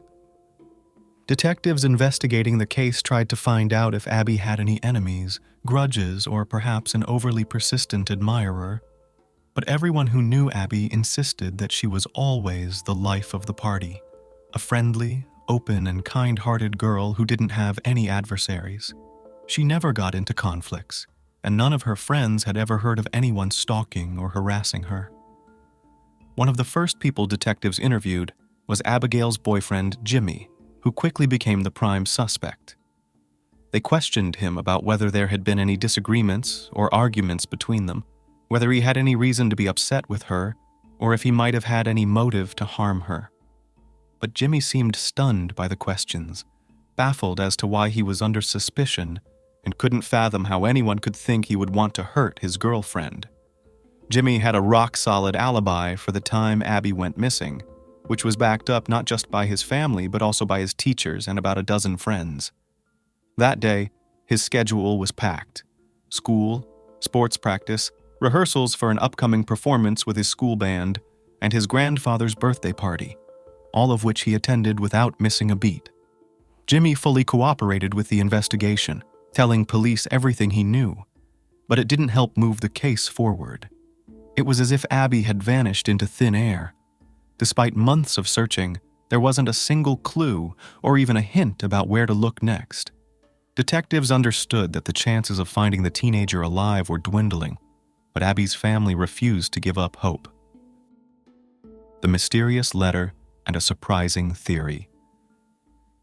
About a month and a half after Abigail's disappearance, her mother found a strange letter from her missing daughter in the mailbox at their home. In the letter, Abby asked for forgiveness for what she had done, said that she was okay, healthy, and safe. She wrote that she loved her mom and Sarah but couldn't reveal where she was. At the end of the message, there was a cryptic and rather puzzling phrase, "Dreams come true." Handwriting analysis confirmed that the letter was indeed written by Abby, and it was dated to early November, which meant there was a high likelihood that the teenager was still alive. But where could she be, and why couldn't she explain the real reason for her disappearance? Was she scared, or had someone forced her to write that letter? Immediately, a theory emerged, suggesting that Abigail had voluntarily run away from home, but saw the news story about herself and decided to let her family know she was alive. There was speculation that Abby might have been pregnant and had run off with the baby's father, afraid of facing her family's anger and the judgment of others. However, the Hernandez family was outraged by this pregnancy and runaway theory. Sarah firmly stated that if her younger sister had been expecting a baby, she would have been the first to know, as they were always very close and had no secrets from each other. Besides, Abby's only boyfriend was Jimmy, and according to him, they hadn't even been intimate yet. They were both still virgins. Abby's friends backed this up, confirming that she hadn't dated anyone other than Jimmy, and had never mentioned having any other crushes or relationships. Her best friend Miranda was also adamant that Abby couldn't have been pregnant and would never have run away, causing so much pain to her mom and older sister. Plus, all of Abby's documents, personal savings, and valuable belongings were still at home. Investigators thoroughly examined and analyzed the letter, hoping to find any clues or hints about where to look for the girl. Unfortunately, there were no hidden messages or cries for help. Despite this, the FBI got involved in the case, classifying it as an abduction. They believed Abby was being held against her will, and that the letter had been written under strict orders, with no chance to reveal her location. It turned out to be an accurate assumption, as the kidnapper and his victim were just a few dozen miles away from the Hernandez home. What's even more disturbing is that police had visited the kidnapper's house multiple times since Abby's disappearance, but found nothing suspicious.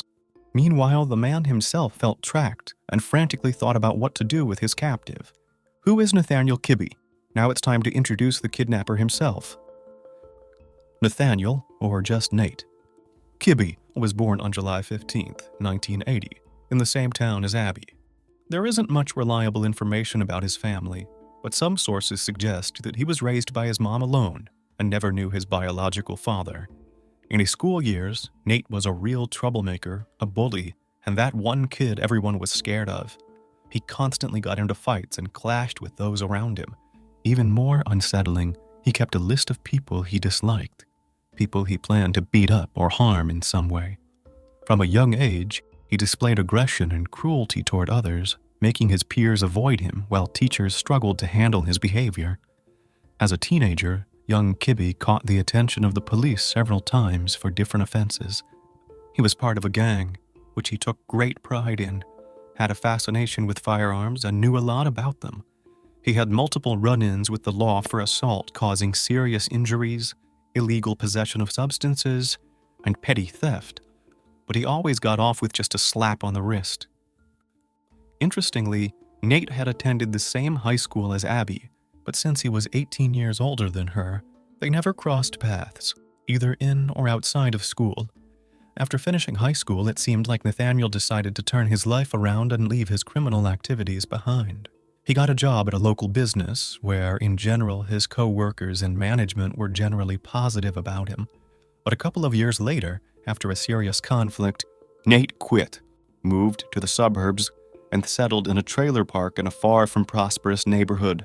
Neighbors thought he was strange and tried not to get involved with this irascible and aggressive guy. In 2011, Kibbe, who by then was already in his 30s, met and actually cohabited with a young girl. She was from a dysfunctional family, ran away from home, and moved into the adult man's trailer. Remarkably, he didn't even try to hide their close relationship and introduced her as his girlfriend. He got away with all of this and was not punished in any way. In the spring of 2013, Nate attempted kidnapping for the first time, but he luckily failed.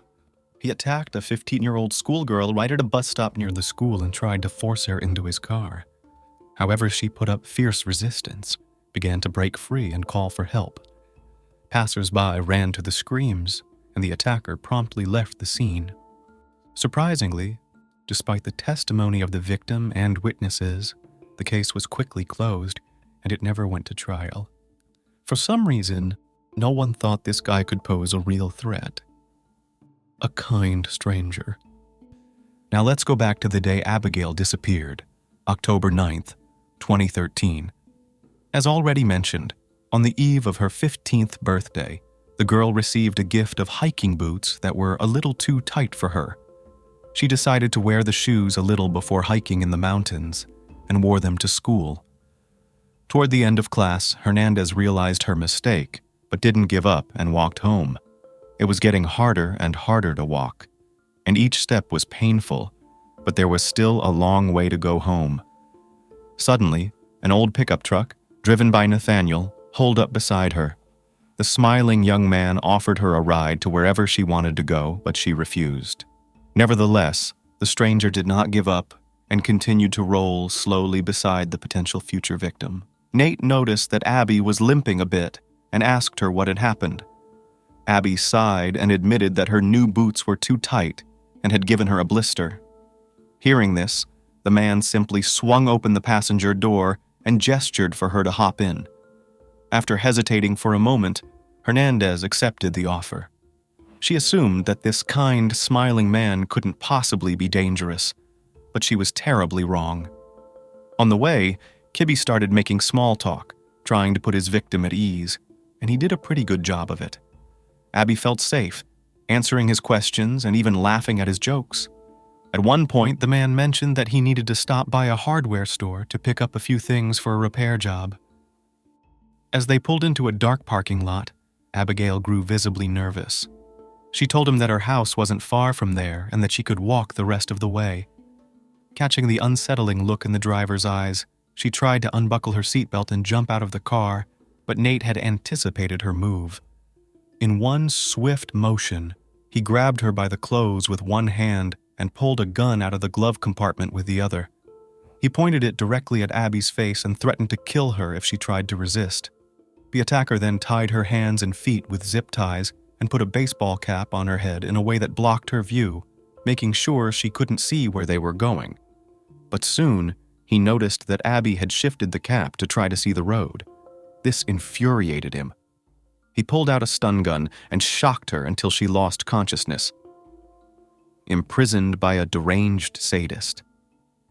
Abby woke up in a strange, cramped, and stifling space with no windows.